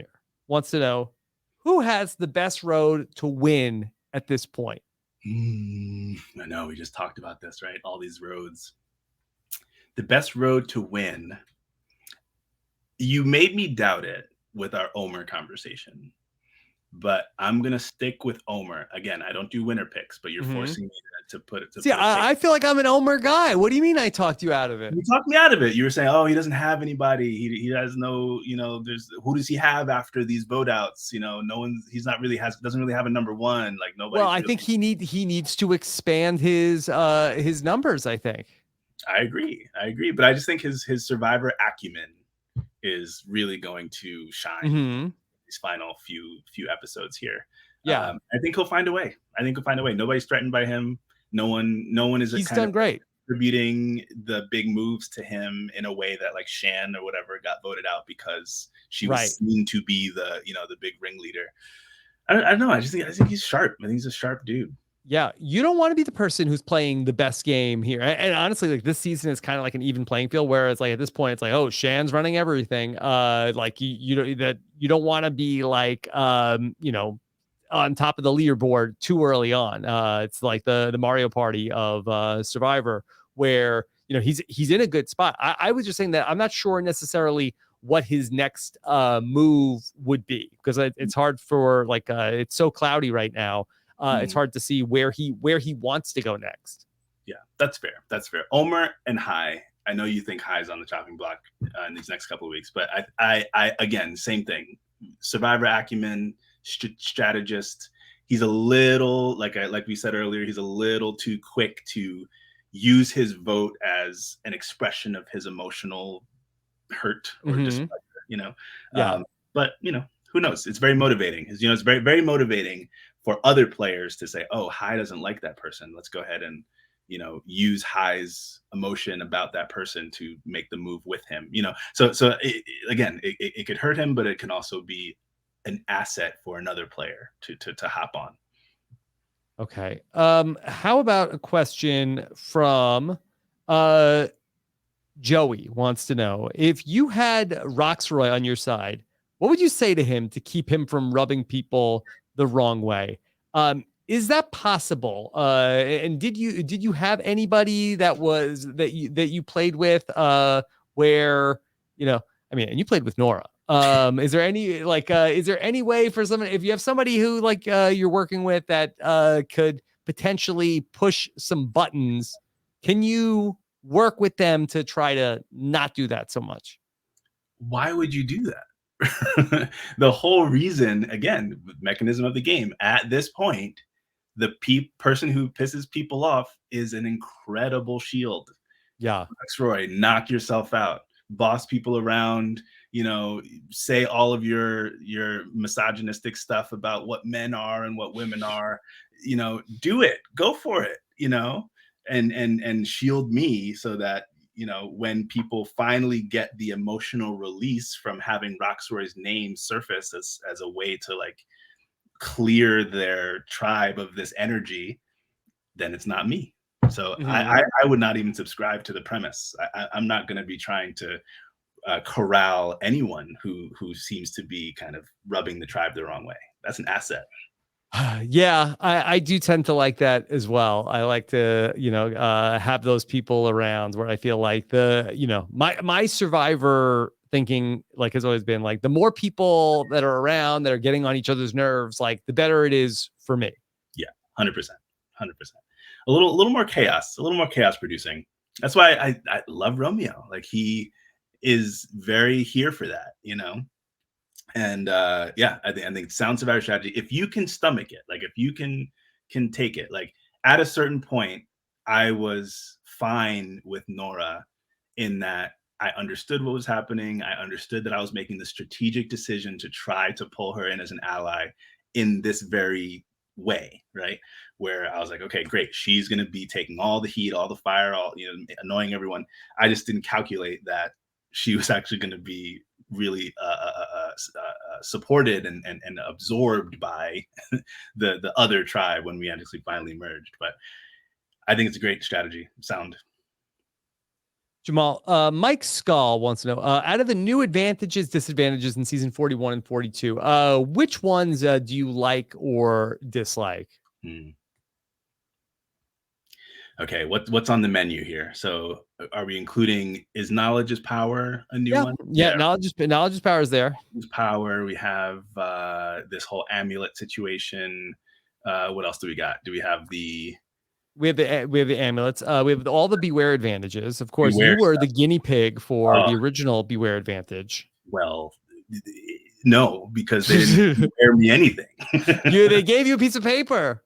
On their paper, it says beware, take at your own risk, or whatever it says. Mm-hmm. You know what it said on mine? It said, take me, I'm yours. That's Yeah. not a beware in anything. Like that's like just fall into this trap because we're just going to do that to you. Right. So thank you, Survivor, for fixing that, because I think that's actually what it should have said is beware, take at your own risk. And like I explained to you last time, I might not have taken it. and giving it to Karishma and say like, oh, you take the risk. You're in a better spot in the tribe. And then I would have stayed back, made my alliances, and then targeted her when she came back. Mm-hmm. My game would have been very different if those words were a little bit more cryptic than "take me, I'm yours." Sure. Definitely, like, there's no shortage of people who say that was one of the worst ideas they ever had on the show. Yeah, not great. Well, I know this hourglass situation last season was also not very good either. Did you feel like they did enough to improve the hourglass this time? Yeah, thanks for asking that. Because I actually had a lot of thoughts about it when you guys were talking about it. Yes. And my whole thing, right, is don't let fate of the player rely too heavily on a flip of a coin. Not too much. Like, I understand the rock draw, like, all right, but if it's too much where the game is just luck and you didn't know and you can't like strategize against the mechanisms of the game, then what are you doing out there? And so Danny, I would pay for the B-roll of Danny and Jeff having this conversation. It must have been gold, and they'll never release it because I'm sure it's not the most flattering to the show. But my goodness, right? Anyways, so I think what they did, right, the adjustment was they gave the 5 players who won the opportunity to take that person's place, right? So now what you've done is you said, hey, players, you could have been there, right? You had the opportunity to take that person's place if you wanted to, and you chose not to. Right? You chose not to. And they did a lot of forewarning. Are you sure you want to let that person go? Roxroy, are you sure you want to do this? Right? And so I think when you put it such that the player has to frame it as like, ugh, I messed up. I didn't make the right choice. And I had enough information where I could have made the right choice. Now you're in the sweet spot, right? I still don't like it, but you're in that sweet spot. Nobody likes it. Yeah. You're still in that sweet spot though of like, okay, you got me. I made a bad decision and now I'm suffering the consequences of my bad decision, not you tricked me, survivor, right? That's that thin line. Right. There's still a possibility, like, oh, I guess I could have seen that one when it's like as opposed to like how was I supposed to know that this was a possibility? Yeah, exactly right. But still, don't do it for season 43. Yeah, we're all done with it. Thank you. Yeah. You tried a thing, let's keep it moving. Okay. This is a question from although if I can pause you for a second, I will say I do like what results, which is a merge where there's a limited number of people as options. I think we talked about that a couple of times. That I do like. I do like the change dynamic of the merge where it's not just this free for all where any one of the 13 can be an option. Merge, everyone's together. Only these 5 people can be voted on. I really like what that kind of does to the tribe and the decision making. So if they can find another way to achieve that, I'm all for it. And what I really like is that they spent 2 hours on the merge on that one vote, because I'm sure, as you know, like there's a lot of like conversations that happen and relationships that get built at the merge. And so we had a real chance this season to explore that. I feel like that in season 41, they didn't use the time as effectively. I agree with you. And one of the things I said, which Steven then said that very same night while I was watching, was that tribal or that whole episode, the 2-hour episode, captured the spirit of scrambling at the merge very, very well. Yeah. You had 4 or 5 names flying around. You were cutting really quick to different conversations. That's exactly what it feels like to a T. So they really captured the chaos that is that first merge vote. This is a question from Meredith Rosing Robinson. If it's purely coincidental that on individual occasions, Black players get voted out early in the game or post-merge, like Jonathan contending as Chanel and Roxroy weren't voted out because of the race, is it also coincidental that it seems to happen nearly every time? So that I think it's worth noting, some of the times in recent history where, it does happen to speak to what Drea was saying. And Drea, who that people have wondered at sometimes, like, did Drea see season 41? Because she seems to know when the twist is happening, where the idols are. That was a thing in season 41. But in your season, right around the merge, that you went out, and then in the same as like the double tribal, where Aaron, who got to eventually watch the episode, went out, and then Missy went out at the tribal council that same night. Mhm. Yep. So that was the 3. Then this was almost a 3, right? And then you go back to Mr. Bryce Isaiah's season. I think Sure. also had a 3, right? It was Bryce Jatia, Yeah. right? Bryce Jatia Cliff, I think is Yeah, 3, 4, 5. Yeah. the order. Yeah. Okay. So to wade back into the racial conversation, I will say that I would love to give all non-Black, non-POC players the benefit of the doubt that they are just going out there to play their game, right? They're just going out there to see who they connect with and vote people out that they're not in their alliance and stick with the people that they are. And it's just race blind or color blind, right? But you can't do that. You can't fully. You have to be suspicious of that for the point that was just made by the question, because what I think also plays out then is people connect for different reasons. And if you are so culturally different, or you have a suspicion or skepticism of people different from you, there might not be any animus, right? You might not be like, I hate those kinds of people, right? And I think that's what a lot of people who get really frazzled by this conversation think is what's being said, right? If I turn and say, oh, I think there's unconscious bias, somehow that turns into me calling you a racist Nazi, fighter for the Confederacy. You know what I mean? Like, let's have some degrees about what we're talking about here. But I think what does play out, though, is that it is easier for when there's a majority of players who are not of color to picture their end game excluding the people who they see themselves as different from. So in the beginning, it might be all kumbaya. They might be relying on the tribe for food and shelter and winning challenges, and they are learning about each other, and they're sharing and they're bonding, and that's all real. But I think what it comes down to is that at the merge, the relationships that got formed early are the ones that stay true all the way through. And so when they have that barrier, right? When you see someone like Drea and you're thinking, oh, maybe she's aggressive, or when you see someone like Chanel and you think she's like standoffish and sneaky and conniving, right? Or you see someone like Roxroy and you think, oh, he's just big and domineering and bossy and kind of misogynistic because he has these ideas about the family or whatever, right? Then it's just, you can make a very easy leap to think maybe it's just easier to not calculate people of color in your long-term game of what's going to be better for you. And that's not saying the game is racist, not saying individual people are racist. It's just commenting on the fact that possibly what is occurring is that the ways in which we're divided as a society just come to a head when the end goal is survival, right? When if all things go to shit in America, okay, and the government is dissolved and there's marauders in the streets, who are you going to protect?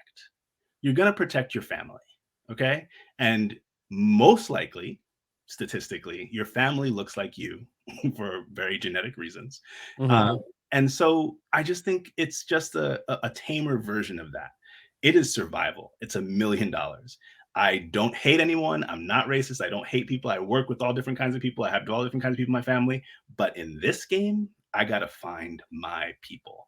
And like I said, I don't think it's completely like I'm making this explicit decision, but to the question that has been asked, to the pattern that we're seeing, it might just be playing out that way. And I think that's what Drea and Maryanne were trying to explain to us. Yeah. Baby Andy asks the question, with the 50% Black, Indigenous, People of Color initiative continuing into future seasons, how do you see this new era developing? Will this unique pressure that's on Black players be lessened over time? And I think it's always great to ask you about this because you were one of the people that was involved with the diversity initiative with CBS, and you worked with CBS to come up with, these, new guidelines that they put into play for this new, and now basically like we're through like almost like a full filming cycle under this new plan. And I would love to, find out from you how you feel like it's been going. Yeah. I think it's been going great.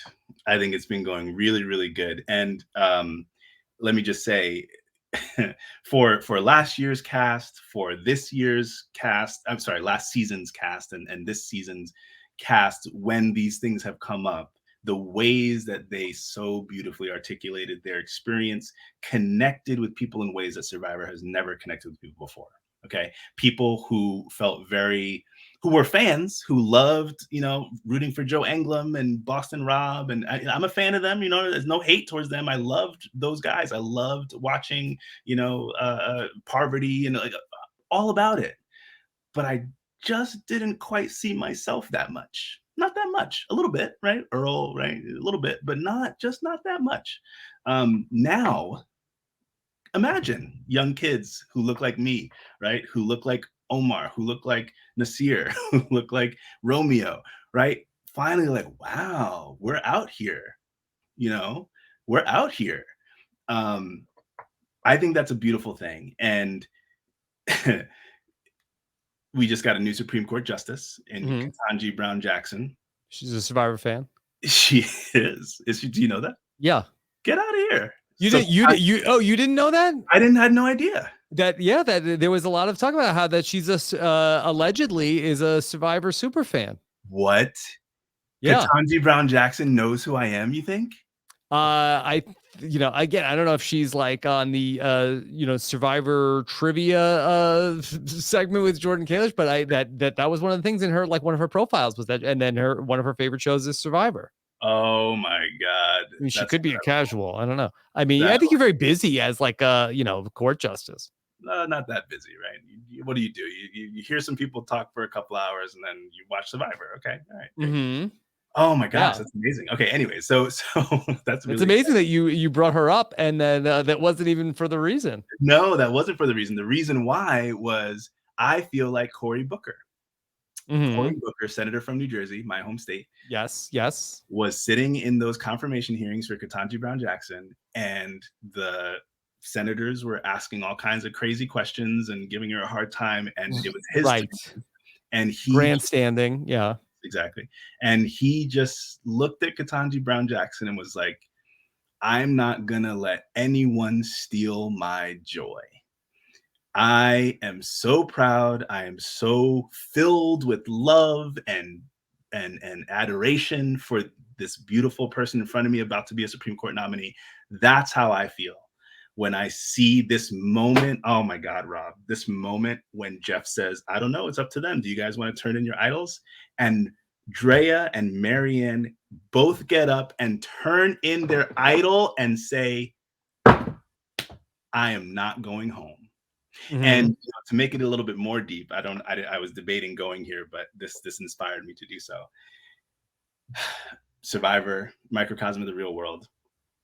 The fact that two Black women were able to, in the game, utilize a symbol of power in ways that have been used throughout the iterations of the game since the idol concept inception, to me just reeked of privilege, right? A privilege that has not been afforded to particular people, right, in the country, and for them to be able to protect themselves with this shield, right, as like a metaphor for just like, you're not going to get me. You know, in this game, I'm not going to succumb to the forces that have typically held down women of color specifically. Mr. Jeff, here you go.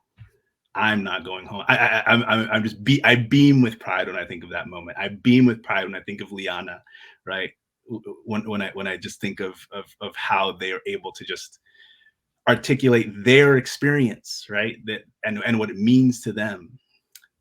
It's just a really proud moment, and I think we can all appreciate that. Yeah. To the question, though, to get back into game a little bit, I do think that it's going to evolve. This is new, Rob. This is new. We have not ever seen diverse casts like this have to interact with these elements of the game. Survivor is going to Survivor, right? It's going to chew up all of this stuff such that there's going to be now a playbook, and there's going to be things that people are looking out for that they didn't necessarily look out for before. We've seen it happen time and time again. We're all paranoid about women's alliances. We're all paranoid about someone sneaking off and looking for the idol too early. We're all paranoid about the power couple. Why? Because we've seen iteration after iteration with that. It becomes a threat, and then we are scared of it. It's a threat, and then we adjust, and then the game changes, and then we adjust. This is a new element of the game. And it's going to be a little messy, because that's what diversity does, right? Diversity becomes messy because you're confronted with conversations and experiences that you didn't have to deal with before. But the beauty of that is that people who look like me, right? People who don't typically see themselves represented can watch the game evolve and feel like they belong to this community who could possibly play this game and win $1 million. And that, to me, is worth it. That is priceless. So absolutely a big fan of the changes that we've seen. To go back to the Survivor fandom of Ketanji Brown Jackson. So I think I undersold her Survivor fandom, because according to this article from heavy.com, that her fandom for Survivor is on another level, Jamal. No. That according to a former coworker who spoke fondly of her personality, what we really missed about her when she left was her talk around the water cooler. Ketanji would come in the next morning after every show, and she would critique them to great lengths on their performance the night before. But if you think her fascination with American Idol was something, her fascination with Survivor is at another level. Get out of here. Mm-hmm. Yes. Is, so another awesome. level.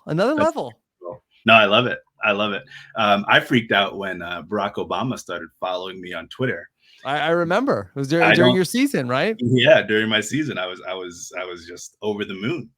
I have to think that it's not actually him. You know, it's just like a staffer who's like a weird Survivor fan who's just like, yeah, I'm gonna follow all the Survivors. But yeah, that's wild. Ketanji Brown Jackson. Yeah, maybe I'll get to meet her sometime. She might invite me to the SCOTUS. Yeah, well, the next time Bryce and Wendell have like the DC viewing party. Yes. Oh, she should grace us. Okay. All right. Let's go back to so many questions are from Tribal Council. Josh Kettle says, Rob and Jamal, do you feel like that there should be a mechanism built into the game? Let's call it a pause button, that if people are experiencing the kind of distress Drea was experiencing, that they could catch their breath and recover before re-entering the game. Is that something that's worth exploring? Interesting. So it exists. They just don't show it to us. Yeah. At my final tribal, when I was on the jury and it was Tommy, Dean, and Nora, Nora got very overwhelmed with the questioning and the ways in which we were coming at her, that she actually walked off and had to take a minute, and yeah, I think she had to use the restroom or whatever. And so obviously you don't see that, but there are edited out moments where the game does kind of pause a little bit. I've always said, though, that once you turn the players on, once you turn the game on, once that very first, you know, you climb into the ship or you land on the beach, the game can't pause. Yeah. It can't stop, right? Because we're all there. We're all seeing, we're all calculating, we're all, you know, assuming the worst of each other, assuming that we're lying, assuming that we're manipulating. Uh, it's the kind of game where you can say that. You can say, "Hey guys, let's take a break, let's take a breather, let's stop here." But what you're seeing on TV, it's not a scripted. Like it's not a show that you just like turn the next scene on. Like we are playing the game for 20 whatever straight days, or 30 something when I was there, straight days, like hour to hour. Like it can't stop because of the nature of the game, you know? So I don't know. I don't think that would actually work, but it does happen that people do take the breather, but it doesn't mean that the game stopped, you know? Uh, the great Genevieve Guadalupe wants to know if you were present as a player at the Second Tribal Council last night, what would you have said to your fellow tribe mates in that scenario? Is there anything that you felt like that was unsaid? You know, I don't. You know, I do not make a habit, as everyone knows, of speaking for women, of speaking for others. Mm-hmm. I think Maryanne and Drea said what they wanted to, and we all are better people for listening to what they had to say. Mm-hmm. I could not have said it or defended them any better than they said and defended themselves. I really encourage everyone to just go watch that tribal again. Just do it. Just turn it on right now. Go watch that tribal again. Listen deeply. Try to, you know, take a step back if you felt triggered, if you felt attacked, if you felt like a fan, if you were completely like in Drea and Maryanne's corner, take a second and listen to Lindsay. Take a second and actually like sit and listen to what Jonathan was trying to communicate. We're all better for taking a second and listening to how people would explain their own experiences.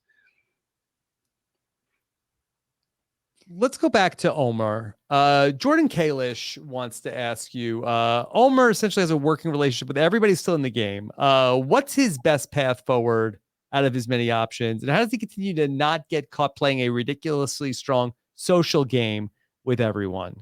So do you have like a one specific path that you would recommend for Omer? Yes. From our I buddy think Jordan Kalish? yeah. Hi, Jordan. Yes, I think that Omer should target Mike right now. Mike is on an island. Yeah. He lost his closest ally in Roxroy. He's now suspicious to anybody he was working with on the other side for having voted out Roxroy. I think Mike is very vulnerable, and they should either try to blindside him or team up with Drea to take his idol and then vote Mike out, right? But I think Omer's core needs to be Romeo and High. I just think they work really, really beautifully together. I think that would be an incredible group of people to see navigate this game together, but maybe they're all the biggest threats for each other too. So yeah, I just think Omer needs to hold on to that. I think he has a good thing going with that group. Mm-hmm. Yeah, it's going to be really fascinating to watch him because at some point he's going to get called out, right? At some point, like somebody's going to say, like, drop the coffee mug and say, like, hold on, wait. It's Omer. He's It's Omer's Omer. the one who's doing this. Yeah. Well, you know, Roxroy in his exit interview told us that, you know, Omer's playing the heck of a game. You know, Yeah. he's hard to read. Like, not that he's hard to read, but you read him how he wants you to read him, if that makes sense, right? Like Roxroy was well, it's probably easy to dupe Roxroy, but I do think that he is doing a good job, Omer is, of giving people what he wants them to have of Mm-hmm. their perception of him. Sorry, that was a complicated sentence, but all I'm saying is that Omer's doing a great job of presenting himself correctly to every person. And I don't know, like, what would someone have to say though, right? Which people would come together against him right now? Jonathan and Mike, I guess, but they just burned all their bridges. I just don't think there's any power Mm-hmm. center that's gonna attack So Omer. I think that the person that I think is the most dangerous person for Omer, I think is Drea. Drea. And because I feel like that Omer has so many connections, but Dre is not really one of them. That that he has connections with obviously his Taku people, now connections with certainly with Romeo, and then even a little bit with Mike. We've seen him, but I don't think we've seen him really have a conversation with Drea in the season. I kind of feel like that they are sort of like on opposite sides of the game right now. Okay. Yeah. I agree with that. I definitely agree with that. So we could have a really interesting showdown. Yeah, for sure. But I don't know. And yeah, and it's interesting because she is a person who is seen as like somebody who is like has a lot of power and powers in the game, and I think that he is not seen as that. He is sort of like seen as a person who is like maybe like closer to the bottom, somebody who doesn't have any advantages. So they're sort of like playing very different games, and I think that if I had to say, I think that those might be like the two players to watch here now as we get into the final eight. And I'm here for it. I'm here Yeah. for it. I think you're absolutely right. I think that they are ready to showcase their end game, right? Like I think, like I said, I think Omer came in focused, right? Like he is Hmm. executing.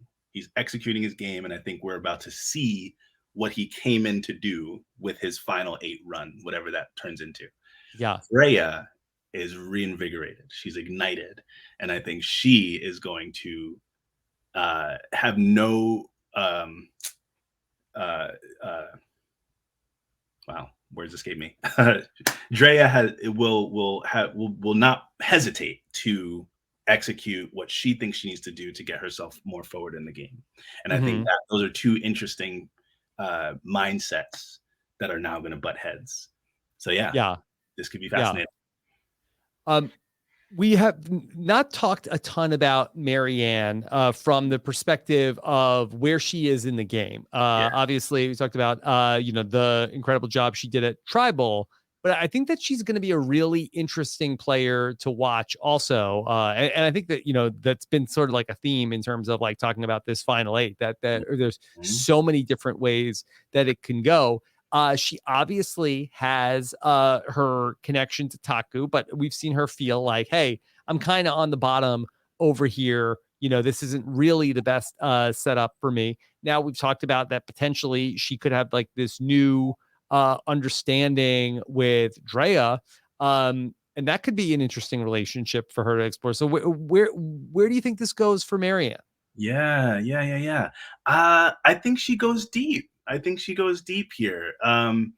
Because I have a feeling that she's not threatening. She hasn't won anything, and I think that seems to be what's driving Omer and company in terms of who they consider to be the threats, the people who can win immunity challenges. That's why I think Lindsay becomes a threat really fast because she killed that last challenge. We didn't talk about the challenge, but holy smokes, like Lindsay, that core strength, the balance, the focus. I think Lindsay is going to be really tough to beat now that Tori's gone. Hmm. Because Tori was the challenge beast. But anything that Jonathan can't win, I think Lindsay is going to shine now physically. And I think that's going to be really threatening to your Romeos and your highs and such. So I just don't think Maryanne's going to pop up on anyone's radar to target. You know what I mean? And Maryanne has shown lots of willingness to go with the wins, right? She's very much like, oh, yes, let's do that. Yeah, I was thinking that too, right? And she's so good at just kind of roping people into like taking care of her. I know she's annoyed by it. She hates how Jonathan treats her and she explains all that. But I do think that her personality is just the kind of personality where people are like, come here, come, look, I got you. Like you're young, you're bubbly, you're like seem like you're out of your element, even though she is super sharp, super cunning. She knows how to use that to her advantage. That's why I actually think it's an amazing strategy. She actually explains that to us, right? That she's using emotions as a weapon, right? She's emotional, but knows how to harness that to get what she wants. Hate it all he Hmm. wants, but that's the game, and she's doing it. So yeah, I think Maryanne has a chance. I won't write her off. I think she will not be targeted in the next couple tribals and has some ammo to work with. So Yeah. And just to go back to that potential rivalry between Drea and Omer, like I feel like that she is that like one piece in the middle that both of them could be fighting for, where, we've seen like Omer have a relationship with Maryanne the whole game, but now the possibility that, could Maryanne want to work with Drea? Maryanne was very close with Tori, who's now out of the game. She doesn't have like that friend who she can sort of like talk to in the game. yeah, that's true. And maybe I'm not considering how others consider her really annoying as something Hmm. that's going to come back to bite her. We know that Lindsay has a tough time. We know that Jonathan has a tough time with her interpersonally. Sure. Drea, like you said, has had moments of like, whew, she's a lot. Although from what we're being shown, it seems like she's calmed down a little bit and seems like she's kind of settled in, uh settled down from how she came in. Right, she came Hmm. in very, very hot, and maybe she's gotten that feedback and knows to tone it down a little bit, but who knows. I'm curious about if she can continue to harness her likability in terms of what her personality does for people and not let it kind of be the wedge and be the reason that people start to think that it's time to cut her out. Yeah, we are getting up there with day 17 to 18 in this game. Maryanne is like a lifelong Survivor fan. So they're like, oh my God, I'm here on Survivor as Jeff Probst. And it's like, like that can be waning, to some degree. So she's not like as shot out of the cannon as she was earlier in the game. And so, Yeah. Well, Jeff said that. Remember in the beginning? I forgot who said it, but somebody was like, "Oh, and you're here, Jeff, and it's amazing to be with you." And Jeff was like, I think that was Mike. Yeah. "Was it Mike?" Yeah. He's like, "That'll wear off really quick," Hmm. and he's Hmm. not wrong. Yeah. Jeff Yeah. very quickly, the like the aura of his celebrity wears off very quickly when you're out there. Hmm. Yeah. Mm. Um, Jamal, I see that on the video you're wearing the is that a blue buff? Yeah. What buff is that? This is the merge buff of Island of the Idols season 39. Ah, I have okay. 3 of them. There were 4 buffs in my season, right? So there was the Lyro tribe and the Vokai tribe to start. So I was started out on Vokai, so I got the purple one. And then I merge swapped or whatever, the tribe swapped, Yes. right, to new Lyro, and that gave me the orange one. And then this was the merge one, the blue one with the Okay. little heads on it. Yes. Okay. That's Sandra. That's Sandra right there, and that's Boston Rob. That's Rob. And then you don't have the collector's edition final 5 buff, do you? I didn't make it. I don't, They don't unfortunately. give everybody one. Yeah, they don't give everybody one. You got to earn your buff. You can't just get it. Yeah. Yeah. So Was that so a different this color is or did they? this is my buff though. This is the one that Oh, I wore. yeah. Oh, Yeah, so okay. So you have the real I have, the I have real one. all 3 original buffs that I wore. Yeah. Mhm. Yeah. It looks great. Thank you. Thank you. I like it. I like it. Yeah. I was debating what color to wear, but I figured I'd wear the one that was like of this moment in this game, right? The merge buff. So That's perfect. Yeah, Angelina kicked it off last week where she was wearing a buff yeah, to come on the podcast, and now here you are. yeah, yeah. I think it should be a trend. I think it's I don't get a lot of opportunity. I'll say it that way. there's Yes, to not wear many buffs. choices in my everyday social life where this is an okay thing to do. Hmm. Yeah. So yes. Well, I wear one every night, Jamal, because I wear it Do you as an really? eye mask. Yeah, Oh, get out. I did not know that. Look when at I that. go to sleep, and then Well, I wore mine over my face to keep out the bugs and snakes and rats. So sure. I don't know if it does a lot to keep the snakes out. I think it does enough. It does enough. As- Yeah.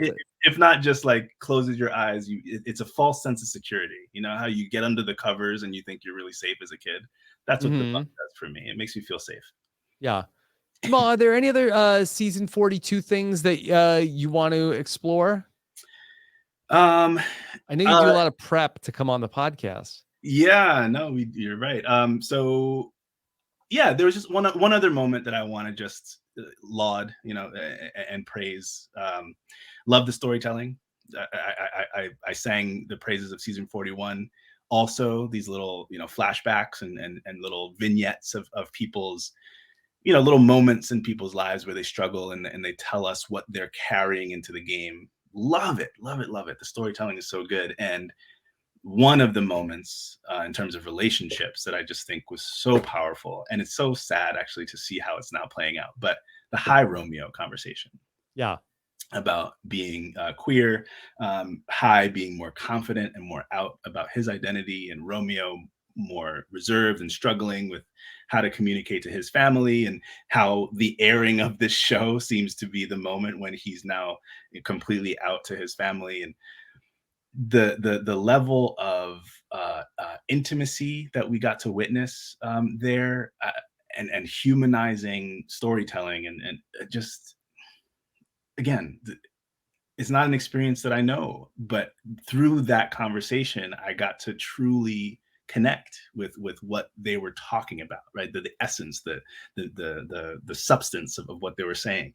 And I just think it helps. It helps every conversation like that, every humanizing moment where you're watching and you're like, wow, I didn't know that. I don't really understand that, but I think I can connect to the feeling. I think I can connect to the emotion. I think I can understand now that what motivates that person to be oriented to the world the way that they are. It moves the needle forward. And that's all I've ever asked of Survivor through the whole campaign, right? Is move us forward. Don't set us back. Don't use tired tropes and stereotypes and set us up to fail in this game, right? Move us forward here, and that's why I keep emphasizing, like, we're in 2022 now. Like, it's time. It's time for these conversations. It's time for us to see ourselves from wherever we come from, and I think these last two seasons have done wonders in that effort. So that's why I give them a shout out for that. Yeah. Yeah, we get to know the Survivor players like in such a way as like three-dimensional people, like from over the years. And when we get into like that conversation about representation of getting to meet all of these different players that that for this is a show that 5 million, 6 million people watch, and not everybody has met players that are like so many of the different people that we meet on Survivor. And so it is like and now it has been like a really powerful way that people connect with the players on the show. And that's why people have bonds with these people that they met for that you talk to these Survivor fans, and they talk about somebody who played on the show like 10 years ago, 15 years ago, 20 years ago, and they like know like all these like different like personality traits about them. So Yeah. it's great when the show is able to do things like this. Yeah, for sure. And you know what would make for a really interesting like Survivor book is the collection of tweets and direct messages that we all have gotten when these kind of moments happen, right? Like, I still to this day go back and read Instagram direct messages that I've gotten, and tweets that and Reddit posts that I've seen when those moments happened for me on my season, right? The conversation with Jack, and obviously some of the stuff that happened during my vote out, just the ways that people connect. Stories, people come up to me at live shows and these watch parties, and still 3 years later say, wow, that scene gave me the opportunity to talk to my kids about what that was about what was going on there, and showed a good example of how to address whatever issue. It's impactful. It makes a difference, and I would love to kind of I'd love to immortalize, enshrine that aspect of the show, which is the ways in which people feel compelled to tell their stories, and to feel validated and seen by the ways in which we offer up our lives for everyone. It's really beautiful. There's really, really, really gorgeous element of the show in the face of some of the more darker elements. It's nice to remember that. Jamal, anything else fun going on in your world outside of Survivor? No, like I said, Survivor is one of the more exciting things happening for me. So, I get to It's the diversion. Yeah. it is it, I get to go to New York and hang out with you guys at the live show and kick it with Bryce and Wen for Yeah. the kickoff party. It's such a great thing to be a part of. My birthday is coming up. That's pretty Oh, exciting. when's your birthday? My birthday is May 9th, Okay. a Monday, so I'm taking that Monday off. I often have to share my birthday with my mom because it's obviously around Mother's Day all the Mother's time. Day. So Yes. we have this tradition where I go and do something for her and then she does something for me. So it kind of cancels out. But it is a beautiful moment for us to kind of celebrate the day that she became a mother and the day that I became who I am. So it's actually kind of nice. Yes. That's coming up for me. Okay. Because you're the oldest. I am the only. Only. Okay. Yeah, Yeah. So that's a very special Mother's Day. You're a very, very very good son. yeah, for sure. And, She and put what all her eggs in this basket, which it was a good basket. I don't know that was the When you wisest. find the right one. Yeah. I'm turning 37 and I haven't given her the grandkids that she so desperately wants yet. So Mm-hmm. I tell her often, I'm like, well, if you wanted them earlier, you should have spread that around a little bit. Mm-hmm. You don't put Mm-hmm. all your chips on black. You know what I mean? Like, you got to spread that around. So and what's an example of what will you do for your mom for Mother's Day? Well, I will keep that close to the vest because Okay. As a surprise. Okay. it is a surprise. Will she listen But to this? Your mom will listen to your podcast appearances? she will. Wow, She's a that's big fan. She's a big fan. She wasn't a fan of yeah. Survivor necessarily, but she's a fan of me, I hope. Yeah. She'll come and check us out. But yeah, so she actually got me a gift. She sent me to go see. She will send me to go see the Temptations Broadway show Oh. when we're down in New York. So Yeah. very, very excited for that. And I will return the favor with a Mother's Day present. Yeah, I haven't even heard about that. It was the life story of the Temptations. Yeah, it's the musical anthology. So it's this whole big song and Yeah. dance experience. So Yeah. one of those things where she had already seen it and she just kept being like, you will love this show. So it's Mm-hmm. the culmination of her talking about it for a year and being like, you got to go see the show. I'm like, all right, I will. Jamal, are you watching anything else besides Survivor? So I just finished The Ultimatum. Oh, okay. Rob, have you watched this? I didn't finish it. I started it, but I loved it. It's exactly the kind of stuff that I love. Yes. This show is so crazy. Yeah. This is the one thing I'll say about it. I won't spoil it for anybody. Go watch The Ultimatum. It's a ridiculous premise, but it's so fun and really, really good. I suspect that Yes. they thought they were making a show in one direction and shit just hit the fan and went sideways and they were just winging it. And they were filming and they were like, you know what? We don't know if this is even going to make it to cut or whatever, to air, whatever you call it. But they pulled it off. They landed the plane, and I was nervous for them halfway through. I was like, what are we doing here? Mm-hmm. Yeah. I have a lot of notes for them. So if I ever get to speak to the makers of The Ultimatum, I have lots of suggestions. Yeah, I was watching it and I had it on one night with I was watching it with my wife. She's like, "What is this? Turn this off." Like, what is this? She was not amused. She doesn't like that kind of talk. I imagine it's a little bit straining of a concept for established relationships. Mm-hmm. She doesn't like to explore those thoughts, Jamal. Yeah, that's fair. But yeah. I will say this one thing, and to compare it to Survivor, right? Survivor has done an incredible job of world building, right? We've all bought into the premise here, where strangers on some kind of shipwreck, and we're landing on an island, and we have to survive, and we vote people out, and here are like the rules of the game, right? And we're all in. We're like, yep, this is this world. There are certain things that are okay in Survivor that we do in Survivor that wouldn't make sense in the real world. But here we are, we understand the rules, and we all watch us kind of work in that world. I wish for The Ultimatum that they did a little more explaining of the world. Like, what are we doing here? Like, what are we trying to achieve? Is there any kind of science to this experiment that we're doing? Does this make sense? No. Like, what? Yeah, the answer is no. But it would be nice if they like had some psychologists come on and say like, this is, well, one of the best ways to get at the core of what connects you with your partner, and so we're going to send you on this experience where these are the rules and this is how you do it. I just feel like they didn't know what they were doing. And so we just saw the result of that. Well, Jamal, if I could recommend to you that we had an Ultimatum recap podcast, Asia Welch and Mary Krakowski recap the whole series. It's just a couple of podcasts. Excellent. Yeah. Absolutely. I'm down to participate. Yes. Okay. And Jamal, where can people keep up with you on social media? Oh my gosh, who knows? Do you want to give out your social media after today? No, it's fine. Yeah, I'm all for it. Like I said, I come in and out. I'll like disappear from Twitter for like 3 months, and then I'll be like, oh, hey guys, and then I'm there. I'm always keying in. So yeah, Twitter JammanK9, Instagram JammanK91, and Facebook as myself. So I'm there. Come see a photo that I post every 2 months or so.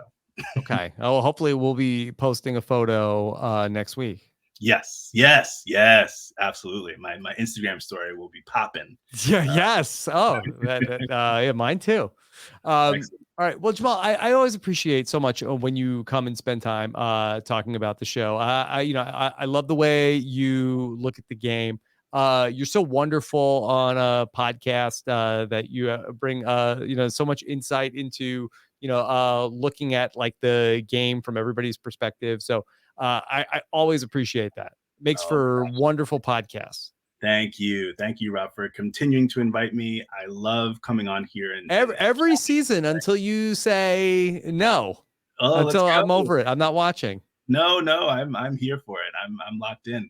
And actually, may I say, now that you brought that up, I was listening to you and Steven yesterday, and I'm just gonna encourage the two of you to be more confident in your ability to talk about all things that happen on this show. Like I get it. I know I hear the hesitance. I hear the like, oh well, who us two white guys, like who are we to talk about? But you guys are good. Like you guys know the game. You guys know how to talk about this stuff. People want to hear from you. So you don't have to be so tight about talking about the things that happen. Like you can I appreciate that. You heard it here first. Let's get some more white guys breaking this stuff down from Jamal.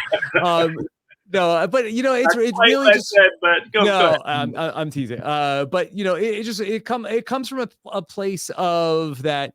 I just like we don't want to get it wrong. Like we want to talk about what happened, and I feel like that you always come at everything from a place of kindness, and I know like personally, like I feel like my heart is in the right place, and sometimes I don't feel like I have the right words to sort of say things the way that something like to get my thought across in a way that's not getting interpreted in a way that I'm not trying to say. So it is tricky to talk about these things.